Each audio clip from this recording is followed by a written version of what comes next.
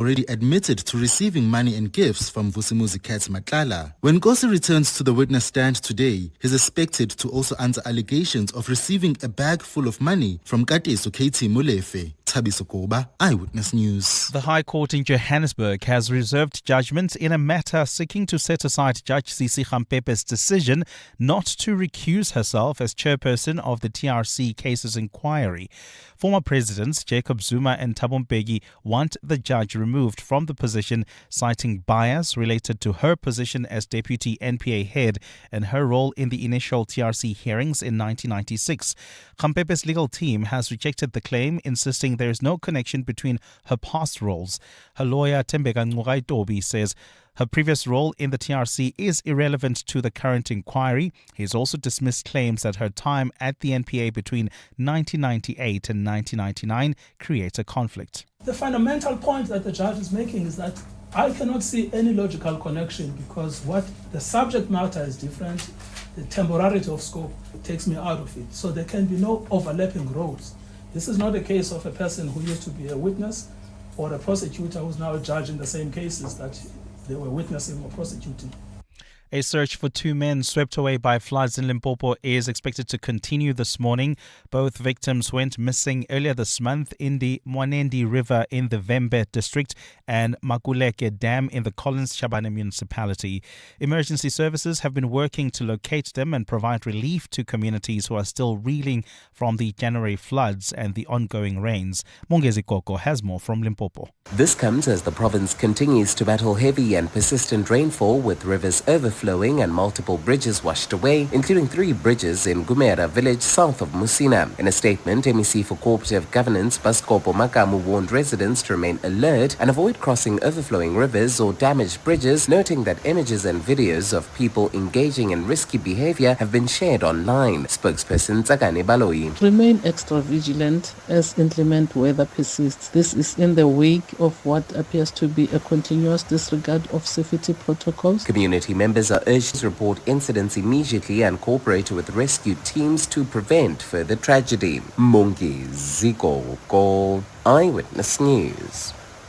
And Lebanon says Israeli strikes on central Beirut have killed at least 6 people. Lebanese officials say this morning's attacks happened without warning. Lebanon was drawn into the Middle East war earlier this month when Iran-backed militant group Hezbollah launched rockets towards Israel in response to U.S.-Israeli strikes that killed Iranian Supreme Leader Ayatollah al-Khamenei. Israel has responded with intense strikes in multiple Lebanese regions and ground operations in the south, and has hit central Beirut several times with and without warning.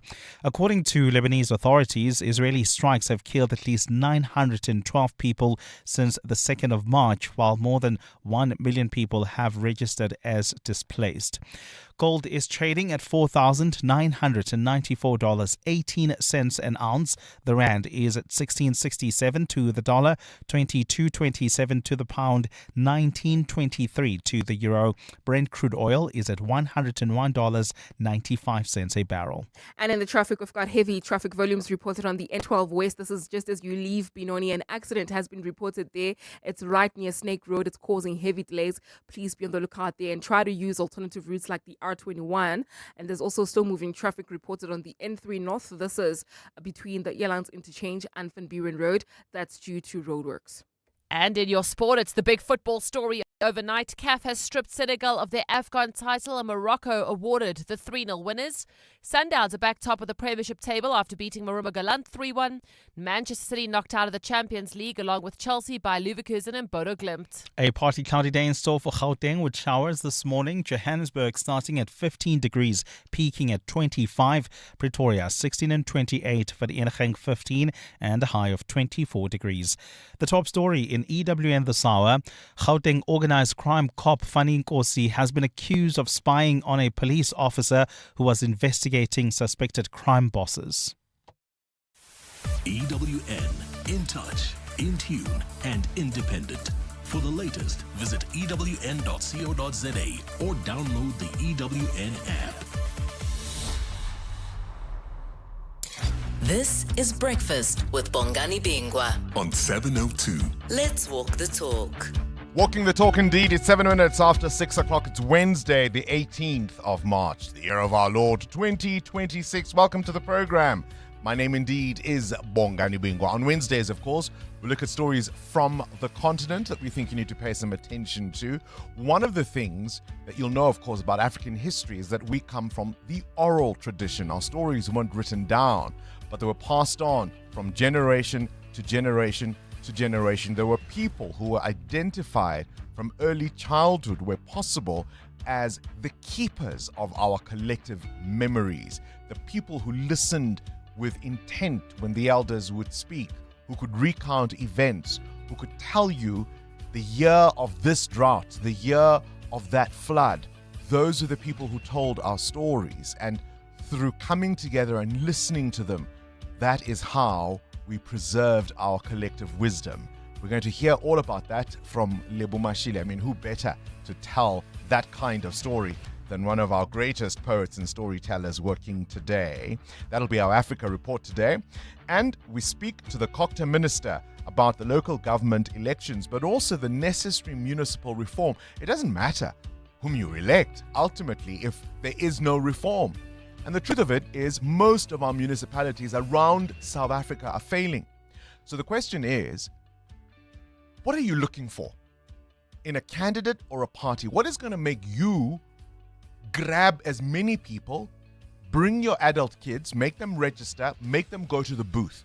What's going to make your friends know they're not welcome at your house if you don't vote? What are you looking for? What do you think needs to be the difference to fix our cities? This is Breakfast with Bongani Bingwa on 702. Let's walk the talk. What are the latest trends in home decor? What is the thing that everybody's doing? Remember when face brick was a thing, right? Everybody wanted a face brick house. Do you remember when stop nonsense was a thing? How do I explain what a stop nonsense is? I mean, it's essentially a perimeter wall, right? But it was called a stop nonsense. And presumably the idea was that, no nonsense could come into your yard, because if your wall was high enough, you wouldn't see nonsense from outside, and whatever nonsense you were up to, nobody else would see, right? It was called the stop nonsense. Remember when that was a thing? Then gates became a thing, right? Remote controlled gates. Then Palisades. Palisades? Oh, the dreaded Palisade fence. I can't. I can't. It's traumatic, right? And then with the spires on top. Oh, lordy. Then the electric fence was a thing. If you didn't have an electric fence, ooh. Then, of course, solar, right? Solar became a thing. What are the latest trends in home decor? We'll talk about the Homemakers Fair. That returns to Kyalami. Estelle Robinson is the CEO of Homemakers. She'll speak to us a little bit before 9 o'clock. You're with Bongani Bingwa. 702 weekday mornings, 6 to 9 a.m. I'm not alone, of course, as always, and you can hear them in the background there. Muteo Haripe and Amo Ramila with us on the show. Amo's principal function is to tell us how we can get to our destinations safely on our morning commutes. Good morning, Amo. A very good morning, Bongani, and also just to tell you, if you are stuck on traffic, what's causing the frustration. I mean, so my car got banged by my gate some weeks ago. My gate was faulty. It was 4 o'clock in the morning. I was coming to work. It was dark. And when you open your gate and then it bounces back, and I didn't realize that's what had happened. And the next thing I heard, this "Whoa!" and was confused for a second, and it was my gate banging right in the middle of the car. So anyway, it's gone for fixing. My vehicle hire option. This morning, somebody, because there's a strip of nightclubs opposite R&B at 24 Central in the middle of Sandton, and it's opposite R&B next to Nedbank. There's a strip of nightclubs there, and at about 3 o'clock in the morning, 4 o'clock in the morning, as you drive past, there are all these e-hailing cars that are there to collect clubbers and revelers stumbling out of the nightclub, and they block the road, and you have to hoot to get them out of the way. And of course, Metro Police officers who've stopped me on a number of occasions thinking I was a reveler, and they'll stop me, but they won't interfere with the nightclubs that take over that street. It's complete lunacy. But this morning, somebody offered to pay cash for a trip. That's the car I'm driving, you see. An Uber-like car. They said, well, it's a cash trip. And I was just like, yeah, Could have made a bit of extra cash, Bongani. How the mighty have fallen. Our shout out this morning, very simple. Mm-hmm. We're asking the question, have you been ensnared by the rules? You've lost an advantage because the rules said, because the computer said no. And I'll give you a couple of examples. You signed the offer to purchase. You've told everyone. You're finally buying that big house. You're moving into that area, only to find out your credit score doesn't allow. Right? Mm-hmm. Have you been ensnared by that rule? Your boss has approved your leave days. You're excited. You've booked your holiday. And the people from human resources say, you don't have the leave days you thought you did. Have you been ensnared by the rules? You're traveling. You're ready. You've booked your tickets. You've got your hotel. Everything is pashash. You even have a multiple entry visa to the destination you are going to. And then you realize your passport has expired. Have you been ensnared by the rules? Mateo? It's happened. I think it was COVID. So when Lurumo was born, obviously it was late 2019. This is your firstborn son. Firstborn First son. sign of your strength. The apple of your eye. The rules, Bongani. We're talking about the rules. So by March, obviously, the lockdown happens. That's during the birth registration. So it takes longer than it should. By the time we need to leave Turkey a few years later, his birth registration in Turkey hasn't happened. We've got the birth registration from South Africa. So they're still trying to figure out, how did you get in? We're like, no, we didn't have to get, we were already in the country. It's like, no, you can't leave because this child is not registered here. So I had to pay a very, very hefty fine for us to leave. Because it was a very small window. Because after that, there would have been another lockdown as well. So it would have been, it was the most stressful. How many euros? I'm still paying for that. There are caps you didn't buy because of that little mishap. Amo, have you been ensnared by the rules? Oh, so many times credit score was one of those reasons. But the one that I remember, and particularly because it was during school holidays and the kids were looking forward to it, we booked a nice holiday outing. And then during that season, it was raining like it is in March. And we couldn't go quad biking and on a bush tour because it had been raining for 3 days. Never mind that the days that we were there, it wasn't raining, right? They were like, no, you still can't go because the ground or the soil is still wet. So the bush tour car will just be stuck on the ground. So there's no need for you to guys force. And it was the most ridiculous thing to try and explain to the kids because to their mind, it wasn't raining. Can't we go? It's not raining, So yeah, that was the one that I can actually remember. All right, it's 6:15. Have you been ensnared by the rules? Send us a WhatsApp voice note on 072 702 1702. I'd love to know if you're a first-time WhatsApper or caller. You can, of course, still call us on our landline on 011 883 0702. We'll take those. And, of course, if you've been a long-time listener, we want to hear from you too. Let's walk the talk. 702. All right, let's focus on matters Madlanga Commission for a while. How concerned are you that influence peddling is a real thing in our law enforcement? People can get arrested even against the rules, right? And if you have sufficient influence, if you have highly placed sources within law enforcement, can be warned of impending trouble should you be facing it. I'll start with the first moment where, again, the Sergeant Fani Nkosi, this is a sergeant with SAPS who's been on the stand at the Madlanga Commission. He was one of the people who was used to arrest that awful, awful soul, the blogger Musa Kaula.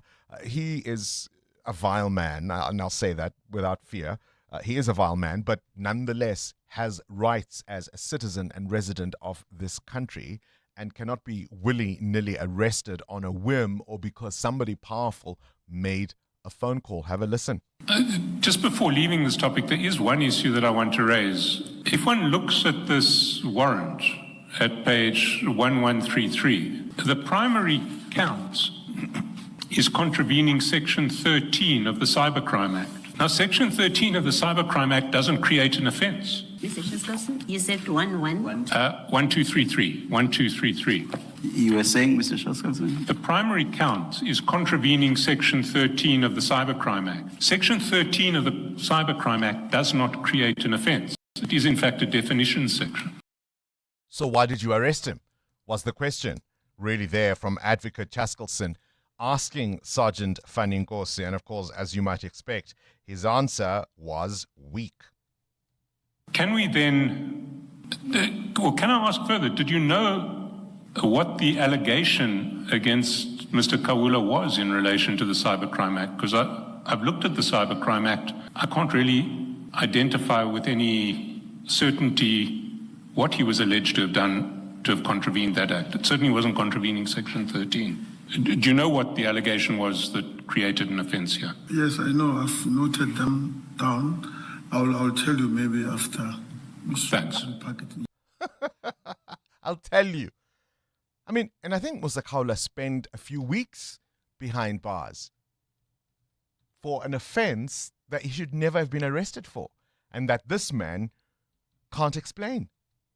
He was further pressed.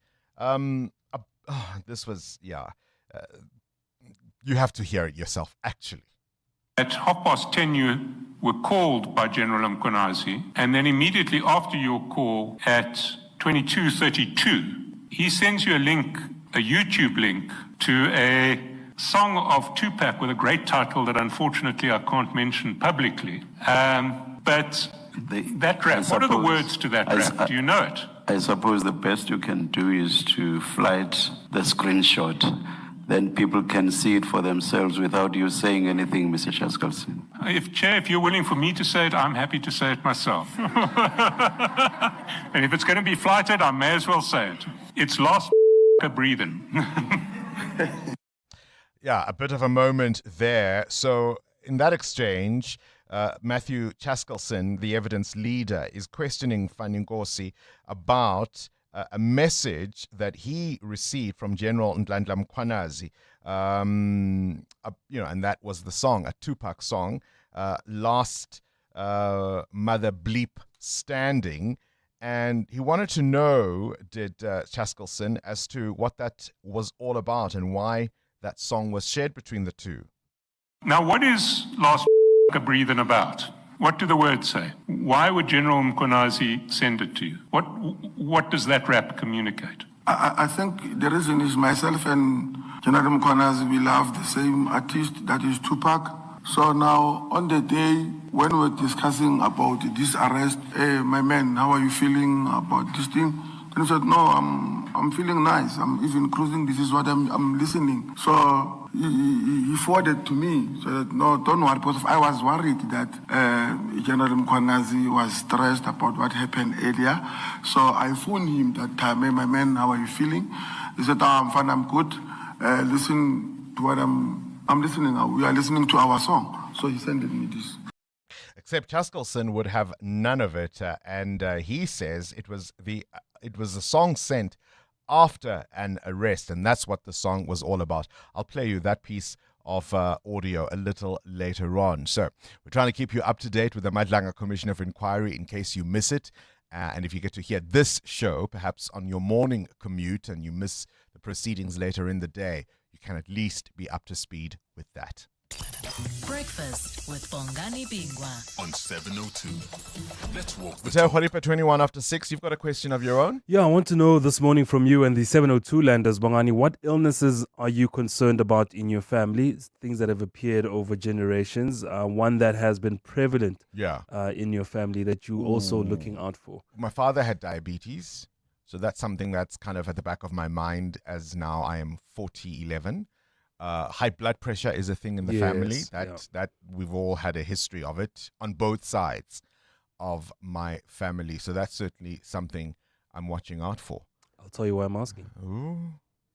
702. Weather. Conditions in Gauteng expected to be cloudy with scattered showers today. Temperatures maxing at 25 in Johannesburg, 28 in Pretoria, and for Vereeniging will be 24 degrees. Bombela and Bloemfontein all hitting 28 degrees. That's the same for East London. Gqeberha 26. Durban also partly cloudy. Showers also expected there. 22 degrees is your maximum. And it's 27 for a partly cloudy Cape Town. EWN Traffic. 22 after 6.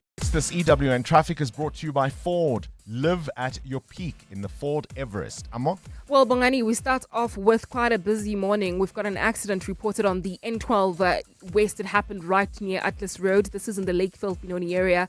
It's causing delays coming out of Snake Road, about a 20-minute hold up there. If you're heading towards Kempton Park or even the OR Tambo Airport, please try to use the R21 North and then turn off at the R23. There's also queuing traffic reported on the N3 North. This is between Linksfield Road and Modderfontein Road. Peak time delays there. There's also peak time pressure along the Mike 1 North between Xavier Street and the Carr Street exit. That's on the double-decker section. I'll have more updates coming up, but if you see anything else, we're on X at EWN Traffic. There's more EWN on air, online, and on the EWN app. There's towing a boat. Then there's towing a boat.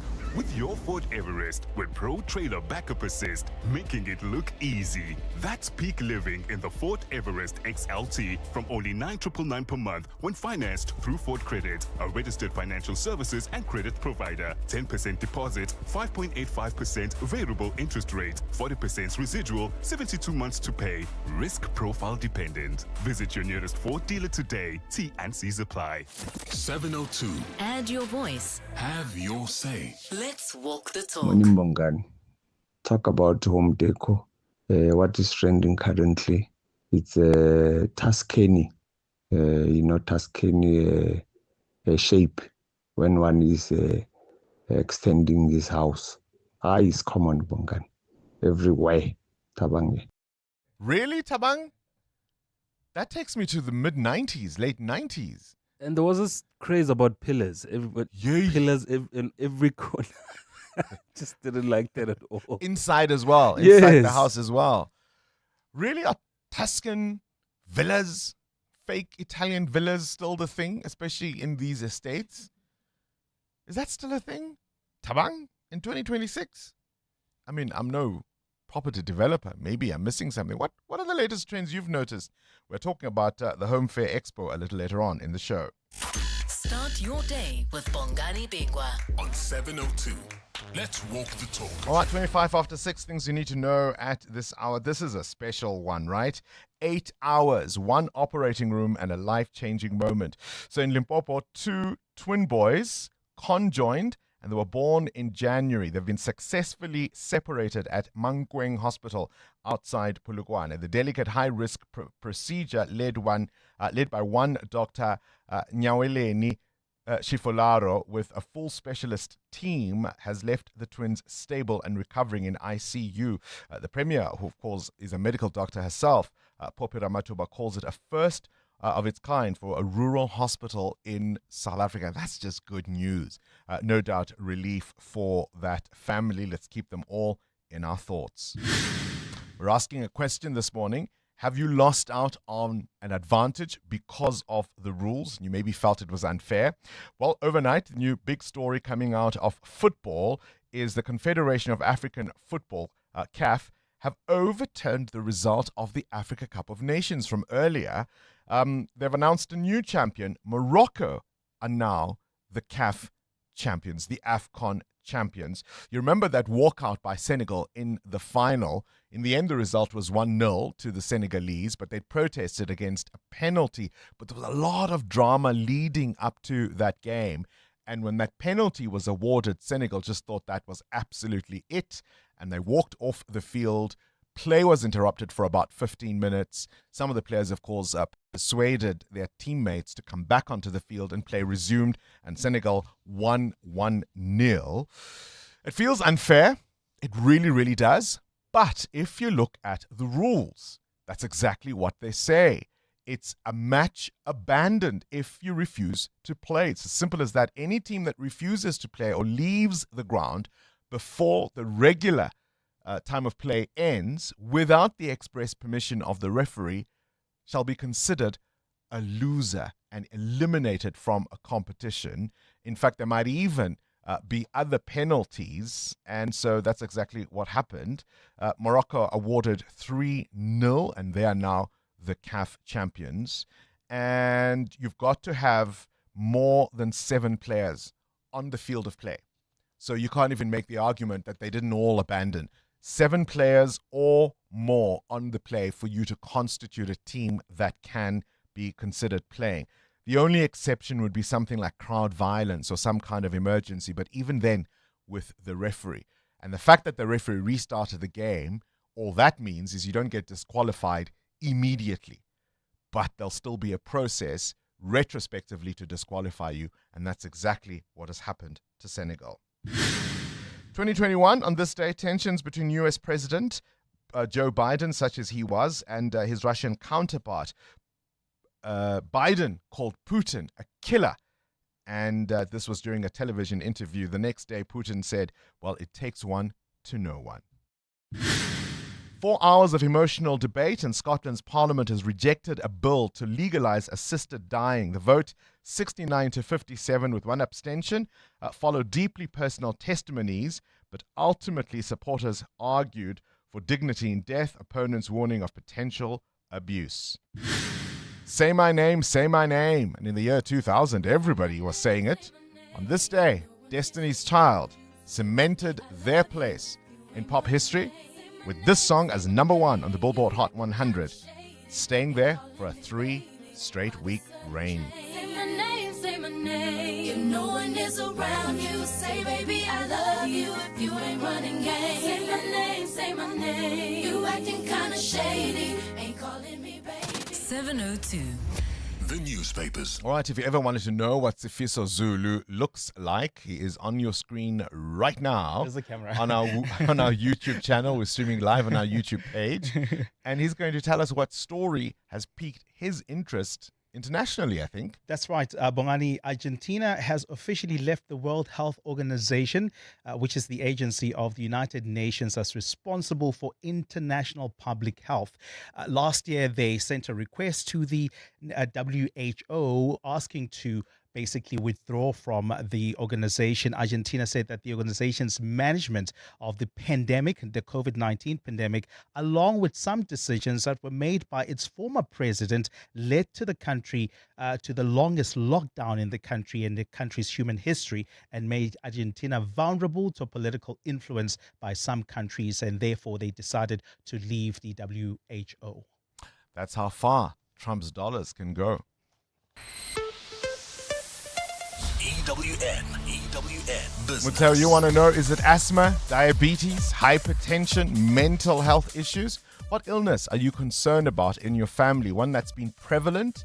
You know, Uncle so-and-so had it, Auntie so-and-so from wherever had it, their kids had it, and you're worried about yours.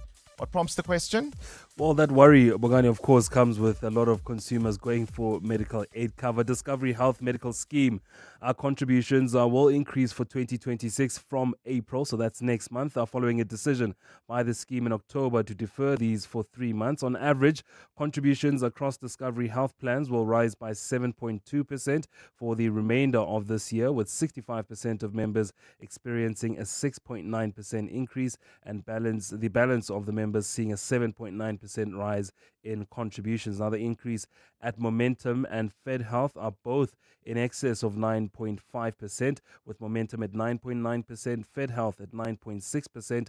Bonitas has an increase of 8.8%, while MediHelp is at 8.4%.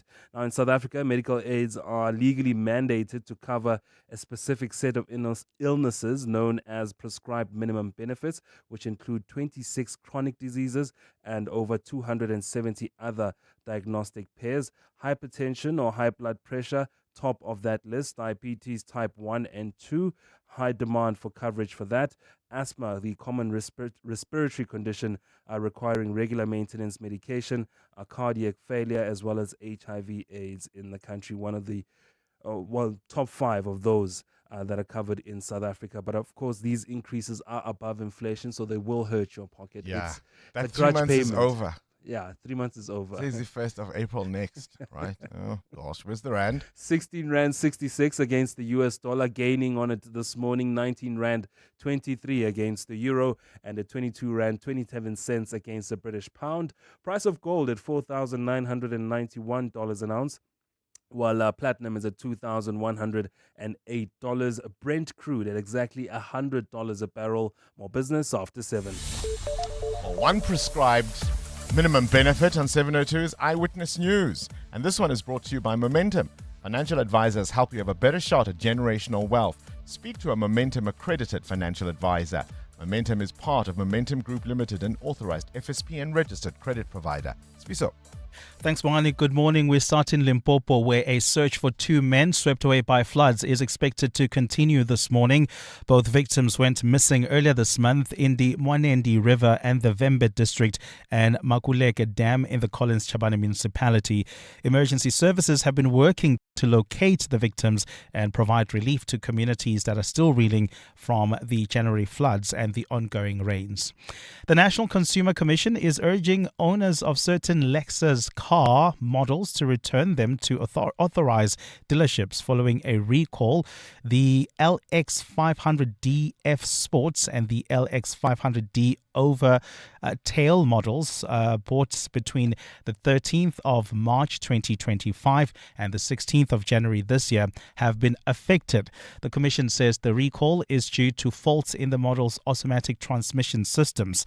Commission spokesperson Peton Daba says authorized dealerships will fix the transmission at no cost. We say to consumers, do take the vehicles back for them to inspect and repair their defect. They say if certain damage occurs to the transmission housing, there's a high possibility of transmission fluid to leak from the housing. This actually could increase the risk of crash. Do hit the call and take the vehicle back to their supplier. 2 suspects linked to a mass shooting in Eldorado Park are set to appear before the Lenasia Magistrates Court this morning. 2 people died and 6 others were injured when gunmen opened fire at a social gathering over the weekend. The pair was arrested on Monday after one handed himself over to police and the other was handcuffed at his home in the area. Police spokesperson Brenda Muridili. The duo was tracked down by the anti-gang unit and crime intelligence as well as the local police, and the suspects were arrested on 16 March 2026. They will be appearing before the Lenasia Magistrate Court on 18 March 2026. And Cuba's leader says the U.S. will face unbreakable resistance if it tries to take over the island nation.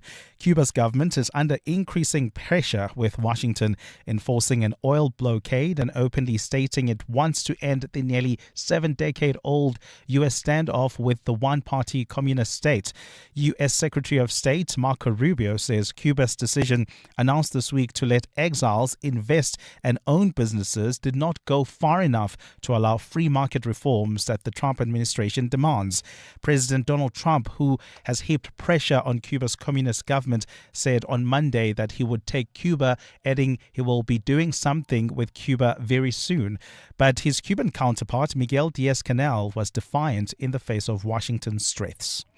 A partly cloudy day in store for Gauteng with showers expected today. The temperatures are at lows of 15 and 16 degrees, peaking at highs between 24 and 28. And in the traffic, we've got delays. In fact, heavy traffic volumes leaving Benoni towards the Boksburg area. We've got an accident. It's really a major one along the N12 West. It happened near Atlas Road. It's causing heavy traffic volumes coming out of Snake Road. There's also queuing traffic on the N3 North between the Yelands Interchange and Van Buren Road due to peak time delays. The top story this hour, a search for 2 men swept away by floods in Limpopo is expected to continue. They say the early bird catches the worm. Great advice, unless you're the worm.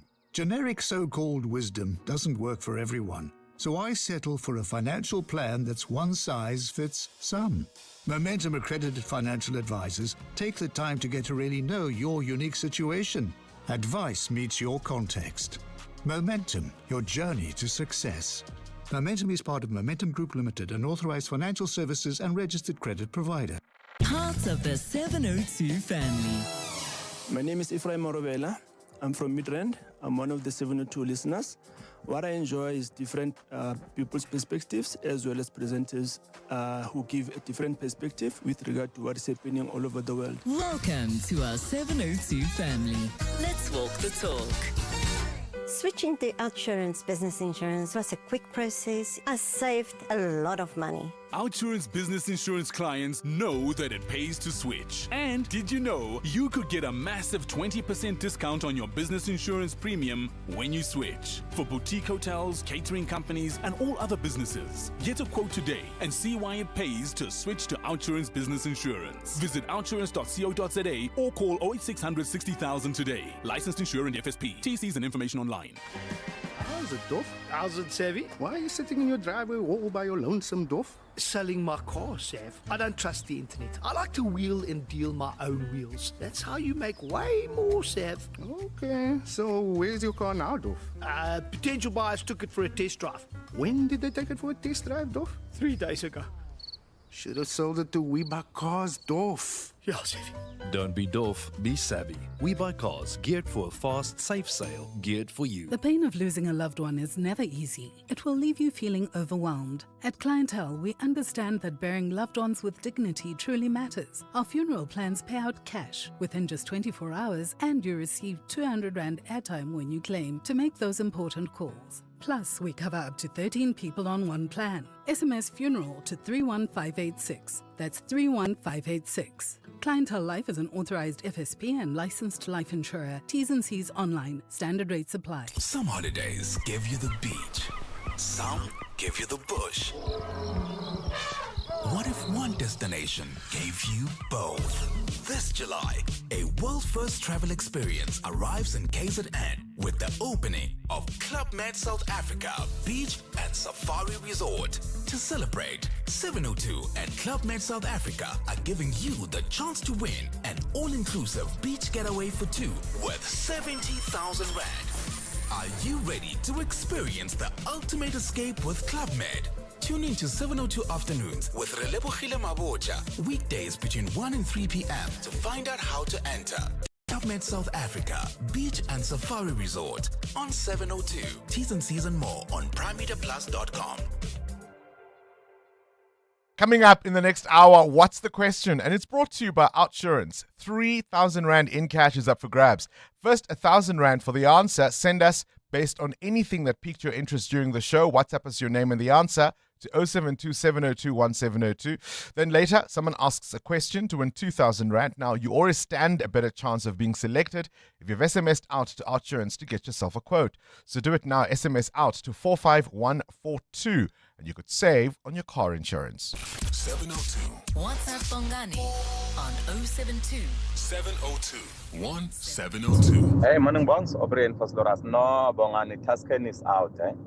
The in thing I would say now, there's this butterfly roof. Yeah, I think home renovation, that's one of the things that people are going for now, which is not that bad. But there's also this thing, palisade weaving. I think it's also a popular thing. Thank you, guys. Bye. Good morning, 702. The trend that I've noticed has been going on for a year or two is this wall panel TV stands. Yeah, it's been doing the rounds. New properties, renovations. Yeah, it's the in thing. If you don't have the TV stand, we are sala. Hotatso from Pretoria. Thank you. Hotatso from Pretoria. We're talking, of course, about the Home Expo a little later on.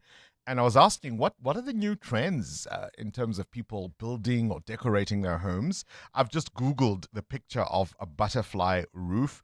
I can't say I've seen too many of them, but it looks like those fancy architectural designs that you see in really, really fancy magazines. Looks pretty fancy. I can't say I've seen too many. And definitely the wallpaper where you slot your TV set in is something I've seen advertised. I don't have such because I'm 4011, remember?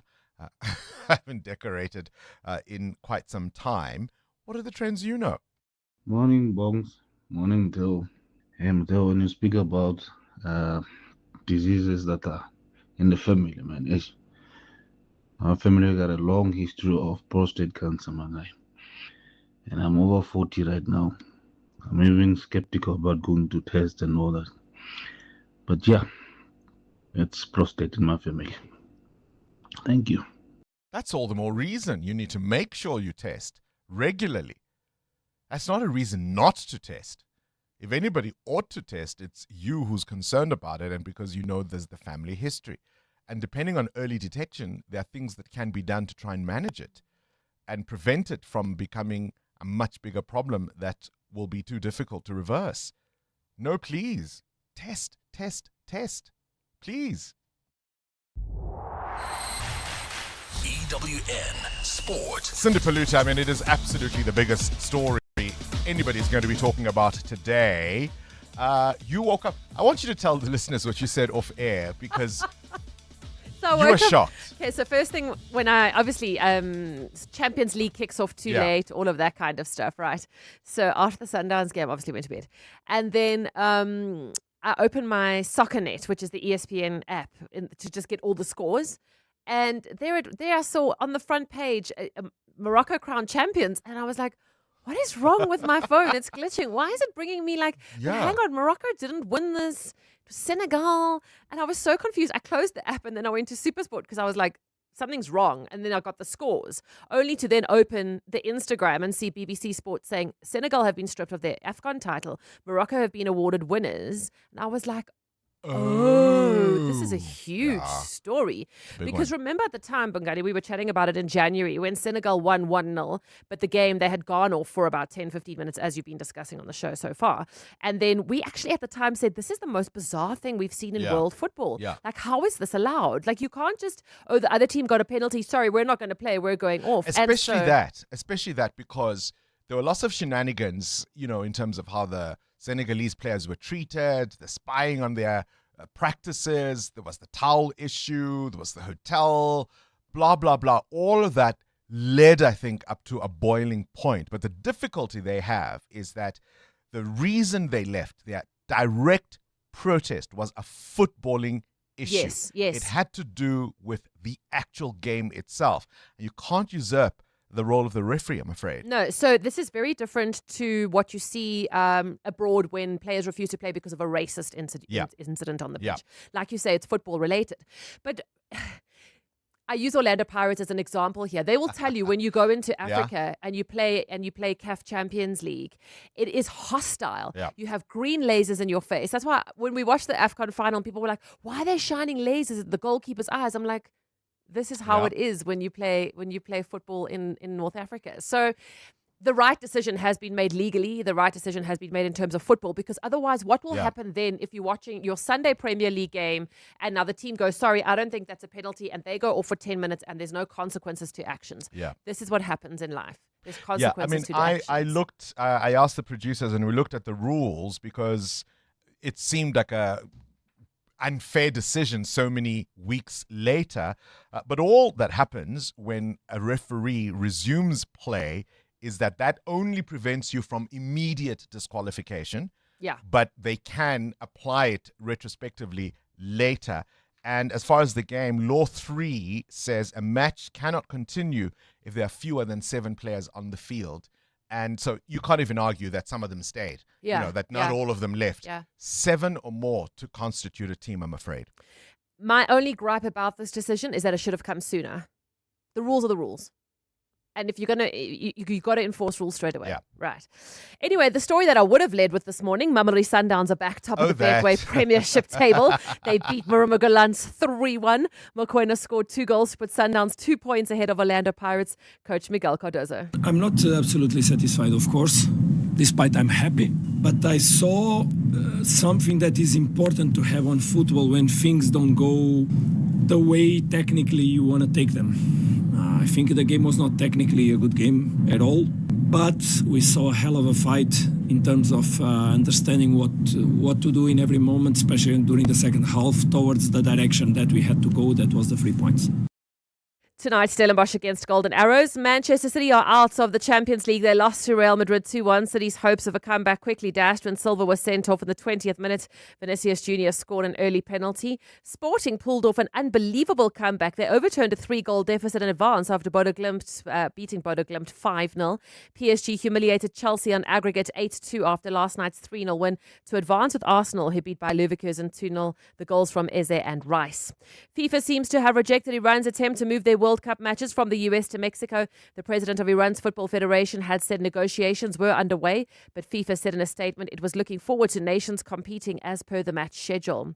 Bag of mixed results for the Proteas men and women. The women beat New Zealand by 18 runs, but the men got hammered by 68 runs. This means all sides level going into the deciding T20 on Friday.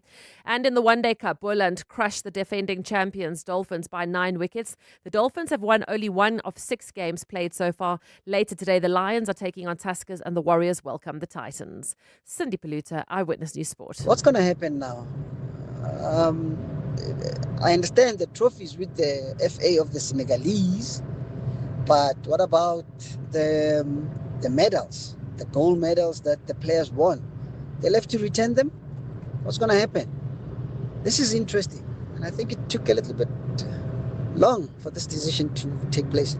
I mean, I'm not sure how long it was supposed to take. This is how these processes work. Look, even if they're forced to return the medals, certainly they'll have to return the trophy itself. I think everywhere Morocco plays on this continent, they're going to be booed.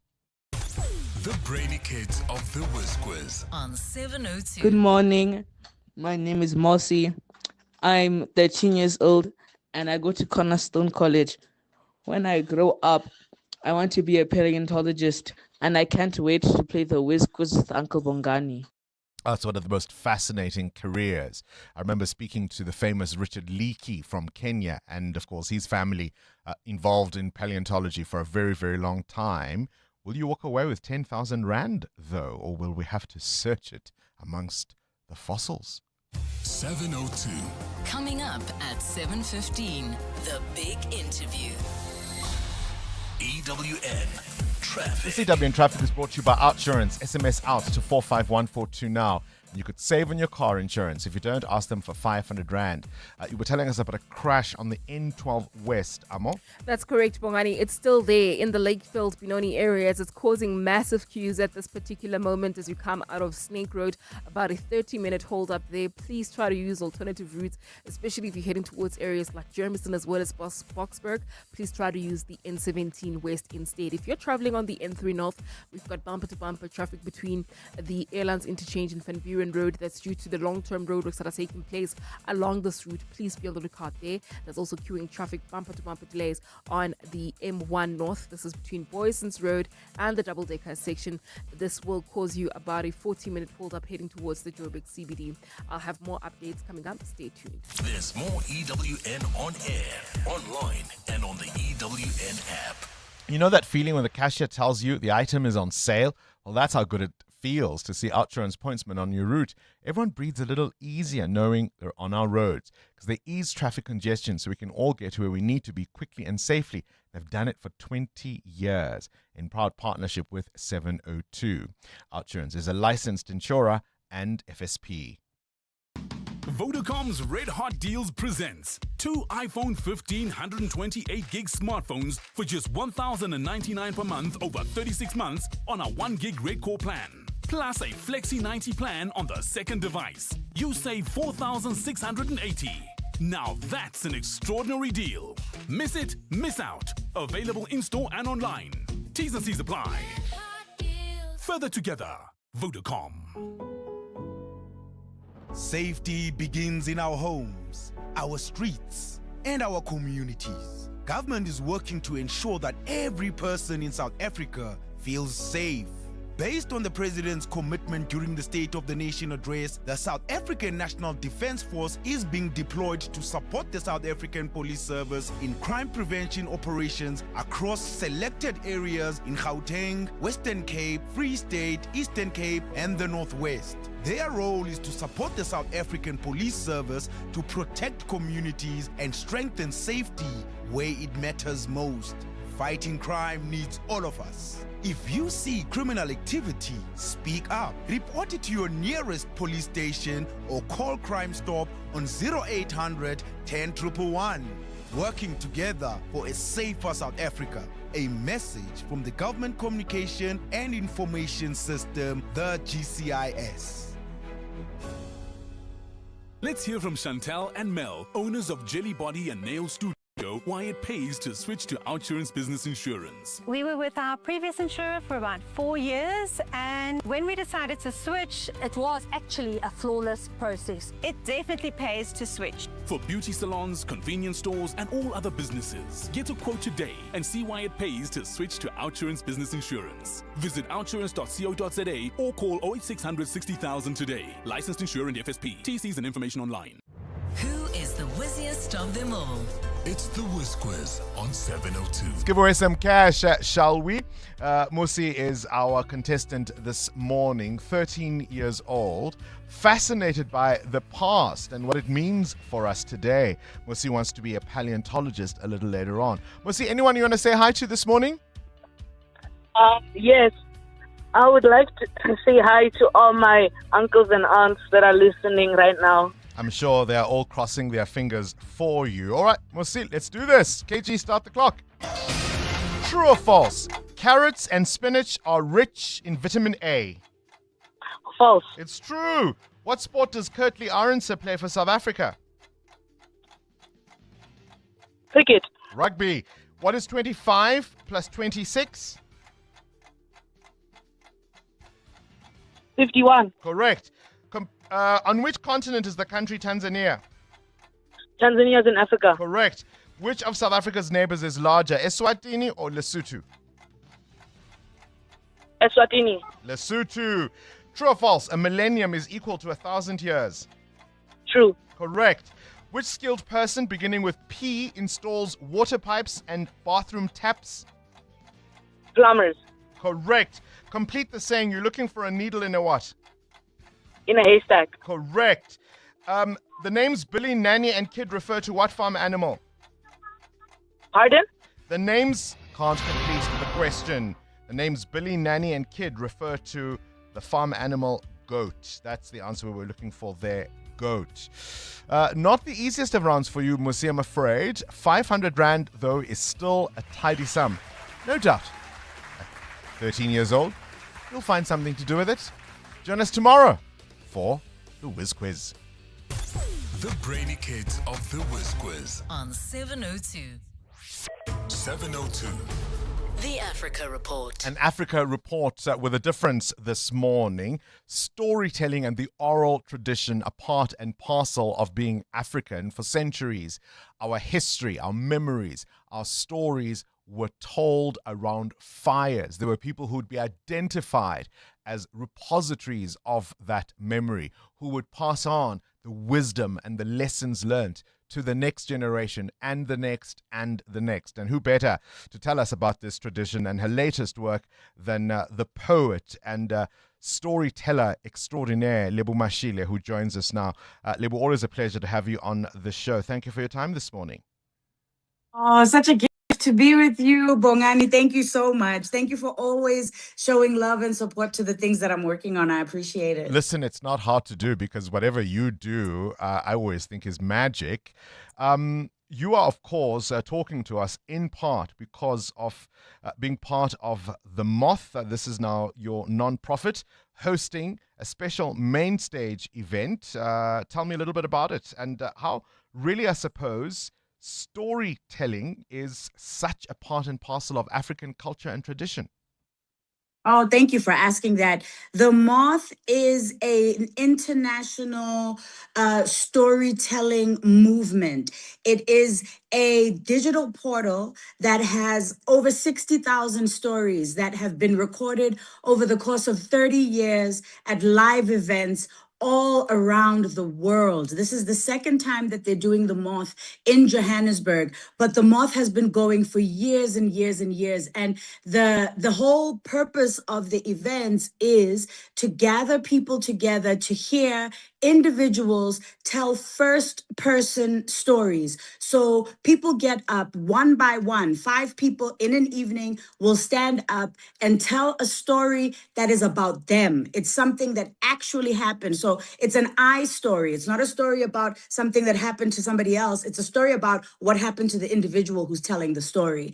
And I think the power of this form is that it takes us back to like the ancient power of storytelling. Storytelling is an eternal art form. When human beings first invented language, they began gathering around fires and gathering in forests and in caves and with loved ones to share stories. This is one of the things that makes us human. Narrative is how we understand ourselves and how we understand the world. Yeah. So in this hyper digital modern era that we are living in, that's forever chasing, new highs, new digital, new future frontiers, we still keep returning to this eternal art form to understand why we exist. Look, we tell stories on this show every single day. People phone in and they share their experiences.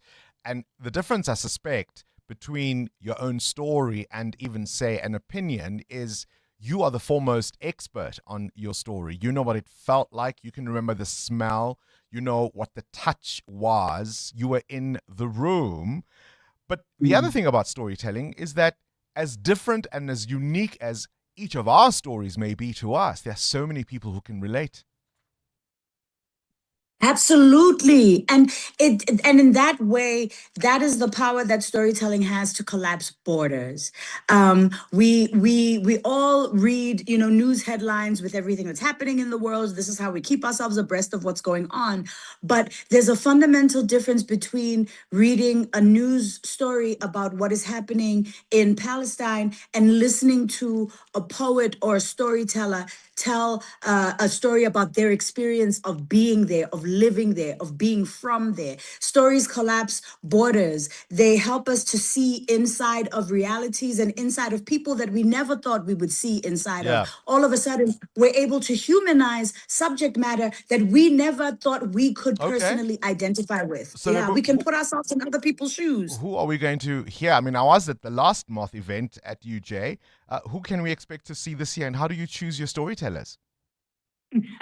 So the Moth has a really wonderful storytelling development program that they run in different parts of the world and also on the continent. They have storytelling labs where they teach people how to best tell their stories. This is a form, and it's such an immediate and direct form. When you are participating in it, it almost feels spiritual. There's a way in which you have to learn how to whittle away all of the excess, all of the barriers between you and your audience, and just get to the heart of what it is that you're saying. So inside of that form, everybody becomes human. Tonight, on next week Thursday, we'll be talking to Caroline Onwe Ezobe, who is a Nigerian public health professional.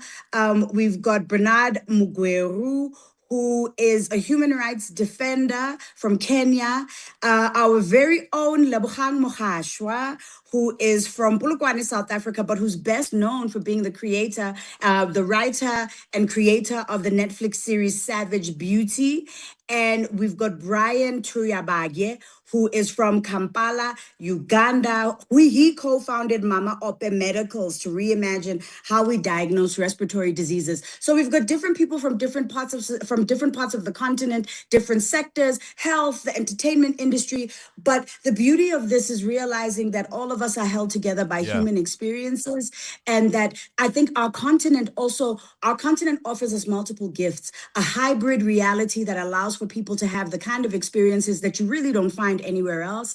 And then we also have a deep, natural, long-standing connection to this form. Okay. So this is what we bring. Trying to interrupt a storyteller who's never short of words. Lebo Mashile, always appreciate chatting to you. It's happening on the 26th of March at the University of Johannesburg. You can get your tickets at Quicket. 702. Coming up, the big interview. What are you looking for in your mayor? What are you looking for in terms of how your city is run? Up next, we speak to the Cocta Minister about the upcoming local government elections and the municipal reform that is so very necessary. This is EWN. Funny Nkosi's links to questionable characters comes under the spotlight, and Barnabas Xulu will square off with the presidency over ND Mutibi's NPA appointment. Good morning, I'm Sfiso Zulu. Police Sergeant Funny Nkosi has refused to describe the nature of his relationship with Steve Mutsumi, a mysterious figure linked to corrupt people. It emerged during Nkosi's testimony at the Madlanga Commission that the officer shared confidential SAPS information with Mutsumi. Several witnesses have mentioned Mutsumi as someone close to suspected crime bosses and high-ranking officials in SAPS and the law enforcement sector. Tabiso Goba reports. Steve Mutsumi has been highlighted by some witnesses at the Commission as being close to Gauteng's taxi bosses and having interests in mining and private security. When KZN Hawks head Leseja Sinona testified to the Madlanga Commission, he described Mutsumi as a very dangerous man. WhatsApp chats from Sergeant Funny Nkosi shows he regularly sent Mutsumi confidential police information. This ranged from audit reports of tenders, media queries about kidnapping for extortion, and ongoing police investigations. Nkosi says the reason he shared these documents with Mutsumi is because he has an interest in police affairs. One of the things that Mr. Mutsumi is always concerned about is when police are implicated in wrongdoing. So his interest is there. He does not want when police are implicated in wrongdoing because, according to him, he's got the best interest of South Africa and its inheritance. However, Nkosi's explanation did not sit well with the commissioners who berated him for sharing confidential information with a civilian. Tabiso Goba, Eyewitness News. Meanwhile, National Police Commissioner Fanny Masemola says the disbanding of the KZN-based political killings task team was mainly aimed at preventing cartel investigations in Gauteng. Masemola also says there was a clear link between the disbandment and the arrest of alleged underworld figure KT Mulife and the raid of Vusmuzi Ket Matlala's property. But Masemola would not comment on whether Minister on Suspension Senzo Mchunu was involved with crime cartels, saying investigations are still ongoing. Masemola concluded his evidence before Parliament's ad hoc committee that's investigating police corruption. Babalo Ndenze reports. Fanny Masemola returned to Parliament to give his closing submission before the committee and respond to allegations against him. He was also questioned about the political killings task team and how he was opposed to having it disbanded immediately. Masemola said the disbandment was not about KZN political killing investigations, but more about Gauteng investigations involving cartels. That's when we realized that this group of people looks like their aim is to prevent the investigation of Gauteng cases. Reason being that if you look in those letters of Sibia, he ordered dockers from KZN, then the dockers came, they were checked, and because in those KZN docket, he couldn't find the GC Ops Gauteng dockers in there. Masemola also denied receiving payments from Matlala, but he did admit to attending parties at Shadrack Sibia's house a few times. Babalo Ndenze, Eyewitness News, Parliament. The High Court in Pretoria will hear an application today seeking to set aside the appointment of Ndi Mutibi as the National Director of Public Prosecutions. The bid to have Mutibi's appointment declared irregular was filed by law firm Xulu and Partners Incorporated. The firm argues the manner in which President Cyril Ramaphosa appointed Mutibi to the position was unlawful. The High Court will hear arguments from the firm and the presidency this morning. Alfara Mushwana reports. Last year, President Cyril Ramaphosa set up an advisory panel to help with the selection of a National Director of Public Prosecutions. However, after the interviews were concluded, the panel did not recommend any of the candidates. The president then used his constitutional powers to appoint Ndi Mutibi as the head of the NPA, even though he was not among those interviewed by the panel. Xulu and Partners Incorporated argues that because Mutibi did not go through the panel process, his appointment was unlawful. However, Section 179 of the Constitution gives the president the authority to appoint the NDPP. The Constitution also doesn't require the use of an advisory panel, with the president maintaining that it was established purely to ensure transparency in the process. Alpha Ramshwana, Eyewitness News. And Iran's foreign minister says the repercussions of the war in the Middle East will be felt globally, suggesting more Western officials should push back against the conflict. Abbas Araghchi has posted on X that the wave of global repercussions has only begun and will hit all regardless of wealth, faith or race. He's also posted a copy of the U.S. National Counterterrorism Center Director's resignation announcements prompted by the war. Meanwhile, U.S. President Donald Trump says Joseph Kent's resignation is a good thing. Kent, a counterterrorism boss, said he cannot support Trump and Israel's war on Iran because the country posed no imminent threat to the U.S. I read his statement. I always thought he was a nice guy, but I always thought he was weak on security, very weak on security. I didn't know him well, but I thought he seemed like a pretty nice guy. But when I read his statement, I realized that it's a good thing that he's out. Gold is trading at $4,986.05 an ounce. The rand is at 16.65 to the dollar, 22.25 to the pound, 19.22 to the euro. Brent crude oil is at $101.11 a barrel.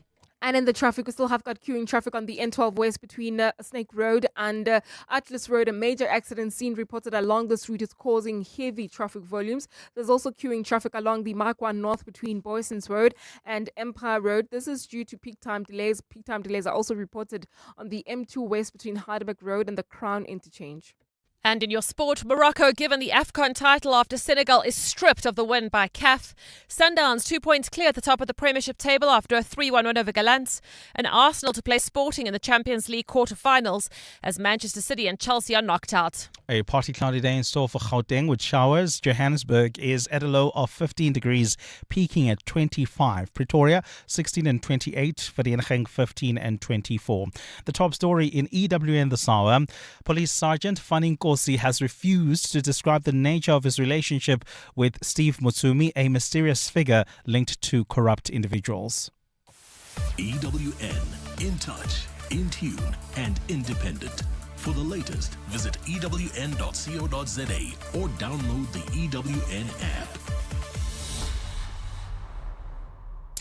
This is Breakfast with Bongani Bingwa on 702. Let's walk the talk. Calls at the Madlanga Commission of Inquiry, as you've just heard there. Police Sergeant Fanning refusing to give details at times when pressed by the evidence leader and the commissioners at the commission. It became farcical at a point or two. The sergeant yesterday really unable to explain information, police case investigations and information that he would pass on, confidential documents essentially to people like Vusumuzi, Kat Matlala. And it becomes quite clear what the motives are for things like that. Here's an example. I've got a slightly different question. Leaving aside the rights and wrongs of doing it, what was your purpose in giving it to Mr. Matlala? Why did you want Mr. Matlala to know this information? He's a service provider there. The other thing that I also assumed at the time, I thought as a service provider, he was also issued with such officially so I took it on that level. No, but my question is, why did you think he was entitled to receive this information? Why did you give it to him? What were you trying to achieve? I think the word achieve is a bit Okay, what was your purpose in giving it to him? I was just passing the message. So you were just passing the message. In other words, you were giving him, as it were, a heads up. Your contract may well be terminated. But then what is passing the message, if not that? Passing the message, just forwarding the document as I received it. At times, these explanations just are difficult to follow. And just to be clear, we do obviously truncate the clips we play for duration purposes. These exchanges are often much lengthier in terms of the real time in which they occurred. Going to the US now, Trump's National Counterterrorism Center leader is Joe Kent, who has resigned, citing that he cannot in good conscience go along with the war against Iran, that Iran presented no threat to the national security of the United States of America, but also citing that it wasn't necessarily a U.S. decision, but that rather the Trump administration is being led by the nose by the Israelis. I want you to listen to Donald Trump then responding to that resignation. Your director of national counterterrorism, Joe Kent, he just resigned today. He said he can't support your conflict with Iran. What's your reaction to that? And did you? Well, I read his statement. I always thought he was a nice guy, but I always thought he was weak on security, very weak on security. I didn't know him well, but I thought he seemed like a pretty nice guy. But when I read his statement, I realized that it's a good thing that he's out, because he said that Iran was not a threat. Iran was a threat. Every country realized what a threat Iran was. The question is whether or not they wanted to do something about it. Of course, Donald Trump said these words when he appointed Kent some years ago. It's my pleasure to nominate Joe Kent as the director of the National Counterterrorism Center. As a soldier, a Green Beret, a CIA officer, he's hunted down terrorists and criminals his entire life. Above all, he knows the terrible cost of terrorism, losing his wonderful wife, Shannon, a great American hero who was killed in the fight against ISIS. Joe continues to honor her legacy by staying in the fight. Joe will help us keep America safe by eradicating all terrorism, from the jihadists around the world to the cartels in our backyard. Congratulations, Joe. That's what he said when he appointed him. And now that he's resigned, in principle, Trump is calling him a weak man. The other issue, of course, is, I think what many will now freely admit, is the cognitive decline of the U.S. president. So the California governor is Gavin Newsom. Trump calls him Newscum, as in new scum. That's what he refers to him as. Trump was suggesting that Gavin Newsom has admitted to having dyslexia, a learning difficulty. And Trump says he doesn't think a president should have a learning difficulty. But then at the same time, at some point, he forgets that Gavin Newsom is the governor of California. And he starts calling him the president of the United States. This guy doesn't know what he's saying from day to day. Have a listen if you don't believe me. Gavin Newsom has admitted that he has learning disabilities. Honestly, I'm all for people with learning disabilities, but not for my president. I think a president should not have learning disabilities, okay?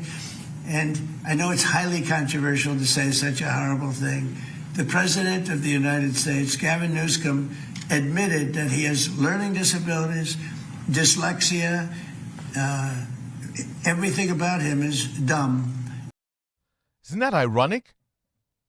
He's speaking against people with learning difficulties and dyslexia and calls them dumb. And then in that same breath, he refers to Gavin Newsom as the president of the United States. And we're all just watching this movie. And mainstream media in America is saying nothing about Donald Trump's cognitive decline. This is Breakfast with Bongani Bingwa on 702. Let's walk the talk. Well, in other news, the former ANC MP and the former Minister of Sports, Arts and Culture, Zizi Kodwa, will be back in court this after the National Prosecuting Authority decided to reinstate his case. You remember he was arrested while serving as a minister and is accused of taking bribes to influence government tenders for Joburg's software system, a matter tied to the Zondo Commission. Those charges were withdrawn in November 2024, but the lawyers were informed through a letter in January this year that they would be reinstated. And it appears the new National Director of Public Prosecutions is going to proceed with that. And of course, as you know, he's just arrived, but he's going to go on with that. Queen Latifah, born on this day, celebrates her birthday. She was born in 1970.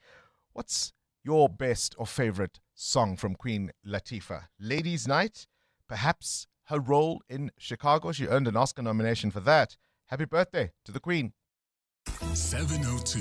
Up next, The Big Interview. EWN Traffic. All right, this EWN Traffic is brought to you by South African Airways. Just see how far you can go with them.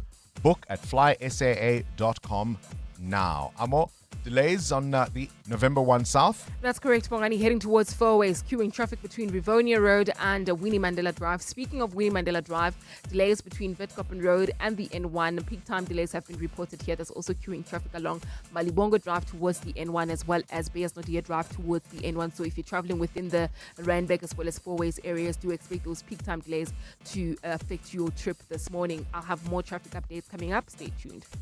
There's more EWN on air, online, and on the EWN app. This is what progress sounds like. At South African Airways, we've added more aircraft to the runway, increased our flights from just over 1,000 in 2021 to over 24,000 last year. And we continue to add more destinations and routes. It's steady progress over time. We know there's still work to do, but every day we're building something stronger. An airline that shares the resilience of the country it carries. South African Airways. Book your next flight at flysaa.com today. 702. WhatsApp Bongani on 072 702 1702. Hey, my name is Bongani. It's a player from Bucksburg. You know, what's my problem about this CAF decision to now say Morocco are the champions of Africa? It's the time taken to take that decision. I don't have anything against Morocco. Like, I know rules are rules, but then why did it had to take this long for the rule to be applied? Like, I don't get it. 2 months, the whole 2 months. The rule is there on the book, and then why did it have to take this much time to be decided, like to be applied on the for so that Morocco can be the champions? Like, I don't get it. Thanks, nice show as always. Money, Bongani and the team. Bongani, this Senegal Morocco blunder, I think CAF has just run the game. Bongani. Yes. Senegal walk away, but they came back. Morocco had the chance to shoot their penalty, and they missed. What were we going to be saying now if Morocco has scored that penalty, Bongani? This is going to be a football scandal for many years in Africa, and we'll never forget, and we'll never remember Morocco as the winner. Thank you, Bongani. Look, it's a difficult one to have to contend with because does it make a difference how long it has taken? We are here now and the rules are quite clear. I mean, I rubbed my eyes. I couldn't believe the story when I was first hearing it. And I had to figure out what it means. But the rules are very clear. Article 82, 84, Law 5 of the game. It's very clear. No team may leave the pitch without the express permission of the referee. We are scheduled to speak to the Minister of Cooperative Governance and Traditional Affairs, Velenkosini Hlabisa. We wanted to talk about the upcoming municipal local government elections essentially, and of course the reform that needs to be in place before that happens. We're not finding him on the telephone this morning, so it's a bit of a frustration for us. So what we'll do as we try and get him on the line, we will give you some updates on the other process that's unfolding, looking at alleged criminality in our law enforcement. Yesterday, of course, it was the turn, once again, of the National Commissioner, Fanny Masemula, who was asked all sorts of things, including his association with Shadrach Sibia, his suspended deputy. Masemula confirming that he was at Sibia's house on several occasions. You attended some parties at Sabia's place, this house? Oh, yes, I did. I did. How many? I think 3 or 4 times I did attended party at his place, or not party, some it was lunches because he have got enough space. We would together, me and my senior colleagues, we'll club together, go there, sit and have a dinner sometime, whatever. Yes, I did. And was Mr. Matlala and his wife also at these parties? Do you know? Well, I didn't know him and the wife. I don't know. The first event I attended, I think, was after his appointment as a deputy. There was an event of a church service. I didn't attend. Of course, the other issue around Masemula was the number of homes he is said to possess. And yesterday he was asked asked by advocate Norman Arendse about his personal assets and the number of homes that he has. And Masemola was quite candid about the properties he owns, and why. I'm aware that Mashale, yes, Polo Sylvan, they did say that I've got 6 properties. They don't know how I afford them, and my salary don't work out to afford them, right? And I don't have 6 properties, Honorable Chair. I have 2 houses in Pretoria, right? One house, I paid it for 20 years, it's finalized. The one house where I'm staying is it's not even a big house. That's why I can't invite my colleagues to my house, because I'm staying in a duplex. And they stay in big, huge houses. Unlike General's Bay. Some stay at a plot, so I can't take them into a small bondogi veranda, right? So that's what I have in Pretoria. I'm paying that house in Pretoria. Then I have a flat in Bloemfontein, an apartment, which I bought when my daughter went to schooling in Bloemfontein. It's not very expensive. And I also, many years ago, bought a flat in an apartment, also 1-bedroom apartment in Durban, where my elder daughter was staying, right? That we finished paying just recently, 20 years. He also, of course, said to the committee that he sold one of his homes in New Germany and is now left with 4 properties. He lives in this bondoki, as he calls it, in a duplex, and that's why he can't host big parties. And then I had a house in New Germany, in Durban, where I was staying. So I sold that house in New Germany. You counted more than 6 now. You're on 5. 2 in Pretoria, Bloemfontein, Durban, New Germany. 5. Okay. Yes. It's close to that 6. Let me finish first.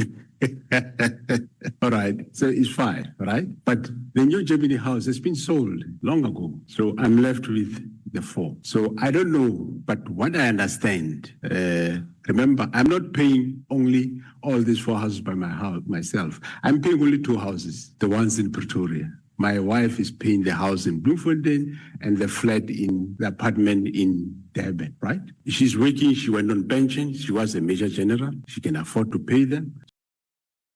All right, we were, of course, scheduled to speak to the Minister of Cooperative Governance and Traditional Affairs. As you might expect, we do have an election this year, the municipal elections taking place at some point in 2026.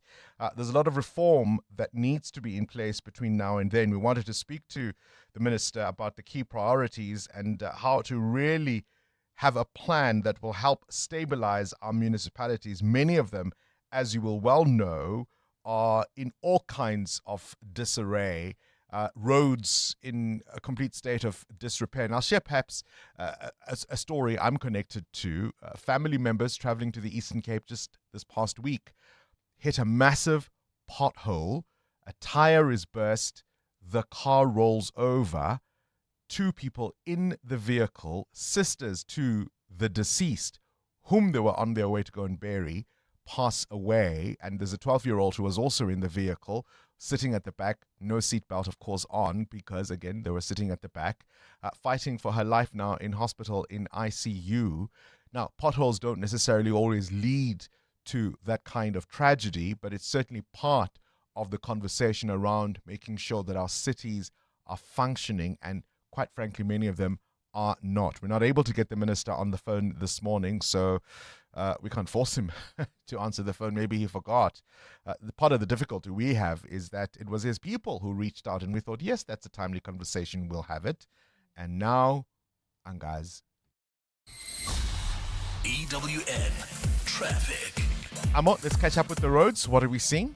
Well, Bongani, we still have delays on the N12 West. In fact, bumper-to-bumper traffic along this route. This is between Potfontein Road and Atlas Road. That's due to that major accident scene. Please try to avoid this one. You can try using the N12 as well as the N17 heading towards areas like Germiston as well as Bedford View. If you are traveling within the inner city areas, like for instance in the Greenside area, we are seeing delays along Greenway just as you approach Green Hill Road. There's also queuing traffic in the Sandton area. This is along Rivonia Road, right near Sandton Drive. Please be on the lookout there and continue driving with care. More updates coming up. Stay tuned. There's more EWN on air, online, and on the EWN app. Hi, Bongani and 702. It's Yolande from Centurion. Regarding the Senegal and Morocco CAF decision, it is really disappointing because it sets a precedent. The Moroccan team, actually, the North African countries seem to be extremely hostile, and something needs to also be done about it. I mean, at the end of the day, they make the whole game so unpleasant, and it cannot be normalized, for them to intimidate the goalkeeper. They just behave as if they are better than the rest of the African countries, which is so annoying. Um, in our eyes, Senegal will always be the CAF champions 2020. And 2025, 2026, 2025, yeah. I suspect wherever they go, the Senegalese team will be feted as the heroes, certainly on most of the continent. We're not able to get the minister. Let's quickly ask some questions to Karabo Pasha, whom, of course, you'll know is a sports broadcaster for SuperSport. Karabo, thank you for talking to us at such short notice. Absolutely. Thank you. Thank you so much for having me, and good morning to all your listeners as well. It's an emotional issue, this. What was your reaction, particularly, no doubt, being aware of the rules? Well, I think for me it was a...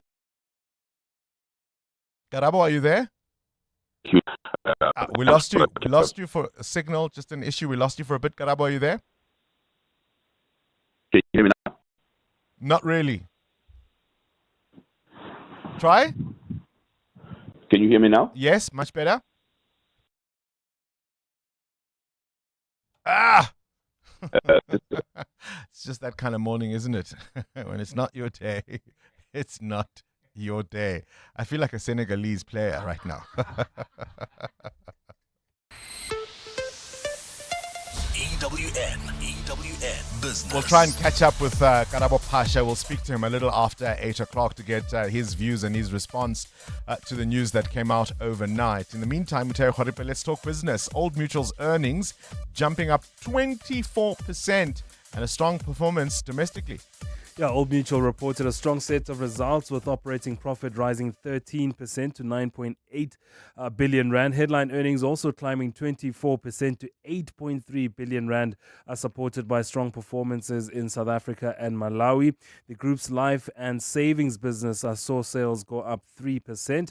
The financial services provider says it sharpened its strategy to boost shareholder value, including investing in its new venture, Old Mutual Bank. They did burn their fingers a little bit there with the banking segment. The bank only opened to the public last year, but the group has already recorded a 3 billion rand impairment. But it's not all bad. It's signing up 3,000 customers a day and recording 250 million rand in deposits a month. It was initially a soft launch to employees in early 2025 and is now fully available to customers. Over 300 branches, and they're going to be going aggressively into the digital banking segment. SPAR securing an investment from Alan Gray. Yeah, despite recently recording losses, the retail group SPAR has bagged financial backing to improve its operations. Alan Gray has nearly doubled its stake in the retail group. SPAR share price has been under pressure, plummeting to a 16-year low in February of this year after reporting subdued financial results. Alan Gray's investment, though, suggests it sees value in the retail group and believes in its current price and its attractiveness. The investment group will grow its stake by 6.5% to 15.1%. Your indicators? Well, the markets were a bit stronger yesterday. The All Share up 690 points, boosted by banking stocks and mining shares. The rand at this hour holding on to marginal gains against the dollar, 16 rand 64 against the US dollar, 19 rand 21 against the euro, and you'll need 22 rand 24 cents to get a British pound. The price of gold is down slightly this morning at $4,990 an ounce, while platinum is also weaker at $2,110. Brent crude at $101 a barrel. More business after 8. Time now for your latest eyewitness news, brought to you by Outsurance. SMS out to 451442 now, and you could save on your car insurance. If you don't, you can ask Outsurance for 500 rand. Let's go straight to the news desk. Sfisa Zulu, what do you have at this hour? Thanks, Bongani. Good morning. The KwaZulu-Natal provincial government has asked for the reinstatement of Nhlanhla Mkhwanazi as the province's top cop to be expedited. Premier Thamsanqa Ntuli made this request to National Commissioner Fani Masemola as Mkhwanazi's term is set to lapse at the end of the month. Nhlanhla Mabaso reports. KwaZulu-Natal Premier Thamsanqa Ntuli, who is also the head of community safety in the province, wants Nhlanhla Mkhwanazi to return as police head, calling for the renewal of his contract. Mkhwanazi, who is popular for his no-nonsense approach on corruption, quickly became controversial for his July 2025 presser, where he made explosive claims of political interference within law enforcement agencies. In December last year, the Premier recommended Mkhwanazi's reappointment to the National Commissioner. Spokesperson Lindelani Mbata. The delay in finalizing the process has begun to create uncertainty among members of the public and key stakeholders. He adds that the provincial government is more than ready to have Mkhwanazi run KZN subs again. The National Commissioner is yet to make his decision public in this regard. Nhlanhla Mabaso, Eyewitness News, Durban. 2 suspects linked to a mass shooting in Eldorado Park are set to appear before the Lenasia Magistrates Court this morning. 2 people died and 6 others were injured when gunmen opened fire at a social gathering over the weekend. The pair was arrested on Monday after one handed himself over to police and the other suspect was handcuffed at his home in the area. Police spokesperson Brenda Morudili. The duo was tracked down by the anti-gang unit and crime intelligence as well as the local police, and the suspects were arrested on 16 March 2026. They will be appearing before the Lenasia Magistrate Court on 18 March 2026. The National Consumer Commission is urging owners of certain Lexus car models to return them to authorized dealerships following a recall. The LX500D FS Sports and the LX500D Overtrail models bought between the 13th of March 2025 and the 16th of January this year have been affected. The Commission says the recall is due to faults in the model's automatic transmission systems. Commission spokesperson Peton Taba says authorized dealerships will fix the transmission at no cost. We say to consumers, do take the vehicles back for them to inspect and repair the defect. They say if certain damage occurs to the transmission housing, there's a high possibility of transmission fluid to leak from the housing. This actually could increase the risk of crash. Do hit the call and take the vehicle back to their supplier. And Ukrainian President Volodymyr Zelensky has urged Donald Trump and Sir Keir Starmer to meet to find common ground after the US president's repeated criticism of the UK Prime Minister. The Ukrainian president spoke to the BBC after a meeting with Keir Starmer yesterday. Zelensky says that while he would not tell Trump what to do, the pair should meet to reload the relationship. A war ignited by the US and Israeli strikes on Iran has spilled into a diplomatic dispute after Trump's reprimanding of the NATO allies and Starmer's supposed lack of military action. Zelensky warned against division among Western leaders, saying he has a very bad feeling about the impact the Middle East war will have on Ukraine. A partly cloudy day in store for Gauteng today with showers. The temperatures are at lows of 15 and 16 degrees, peaking at highs between 24 and 28. Bumper-to-bumper traffic on the N12 West between Patfontein Road and Atlas Road due to a major accident scene. There's also queuing traffic reported on the N1 North between Rand Park Ridge and Fourways. This is due to peak time delays. The top story this hour, the KZN government has asked for the reinstatement of Nhlanhla Mkhwanazi as the province's top cop to be expedited. Without insurance, saving on your car insurance feels like getting the last booty roll at the office braai. While 40-year-old Rafiq saves a whopping 899 Rand on his 2017 Navara 4x4. Get a quote now, and if insurance can't save you money, ask for 500 Rand or 1,500 Rand if you've been claim-free with the same insurer for 3 years. Get savings or cash. SMS out to 45142. So that's out to 45142. Outsurance is a licensed insurer and FSP. T's, C's, and information online. Clement Maniatella. Weekday mornings, 9 to 12. 9 to 12. Can you maybe explain to some of our listeners who may not be aware of the impact of supporting locally produced goods? How significant is it? Because, some people think, it's a matter of just showing support for the local businesses, but actually you're feeding homes. You're right. It's not an shame situation. It's a situation where we are incredibly proud to showcase what it is we do as a country, and also just to remind listeners that when you and I make our purchasing decision in favor of local products, you are essentially assisting and helping in creating one more job. Happy Makumalo Kiti, Chief Marketing and Communications Officer, proudly South African. Clements Maniatella. 9 to 12 on 702. Smart Steve from Momentum. Hello. Stevie, it's Clinton Myers, the Minister of National Treasures. Mr. Minister, how can Momentum Insure help you? This economy is not helping with the cost of my gusheshe, my tires, man. Just get Momentum Insure's safety returns and get up to 30% cash back, even if you claim. Is it true? Stru's Bob, Mr. Minister. Visit momentum.co.za or call 0860 006 784. Momentum Insure, keeping you safe on your journey to success. Momentum Insure is an authorized non-life insurer. T's and C's apply. The safety and well-being of learners is a shared social responsibility. Parents and guardians play a critical role in ensuring safe, reliable, and lawful scholar transport. Parents are therefore urged to take responsibility for the following. Parents must actively educate and reinforce acceptable learner conduct while the scholar transport vehicle is stationary or in motion. This includes the proper use of seat belts, remaining seated at all times, and never sitting on the floor, steps, or in the boot of the vehicle. By working together, parents, operators, and authorities can protect learners and build a culture of safety on our roads. Issued by the National Department of Transport. 702. WhatsApp Bongani on 072 702 1702. Hey, how's it, Bongani? It's Stephen here. It's so interesting to talk about the cognitive decline, I don't know what we call it, of Donald Trump. I mean, there's a long history of this, actually. Right at the end of the First World War, Woodrow Wilson was the US president, and he was very ill. He had a very serious stroke. And people say now that it was probably his wife who was actually making serious decisions. Ronald Reagan, we think, had Alzheimer's. It's hard to know if he had Alzheimer's while he was in office or only afterwards. And here, one of the things that led to P.W. Botha resigning, allowing F.W. de Klerk to come in, and then releasing Nelson Mandela, was that Botha had a stroke.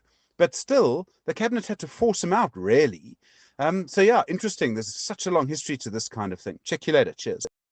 And part of the difficulty, of course, is Donald Trump made this an issue of the last election. In fact, that's really almost the only reason Joe Biden is no longer president of the United States, because Donald Trump made his cognitive abilities an election issue. And that's why even the Democrats, having presumed he was their nominee, did a U-turn at the very last minute. People like Nancy Pelosi forcing him out.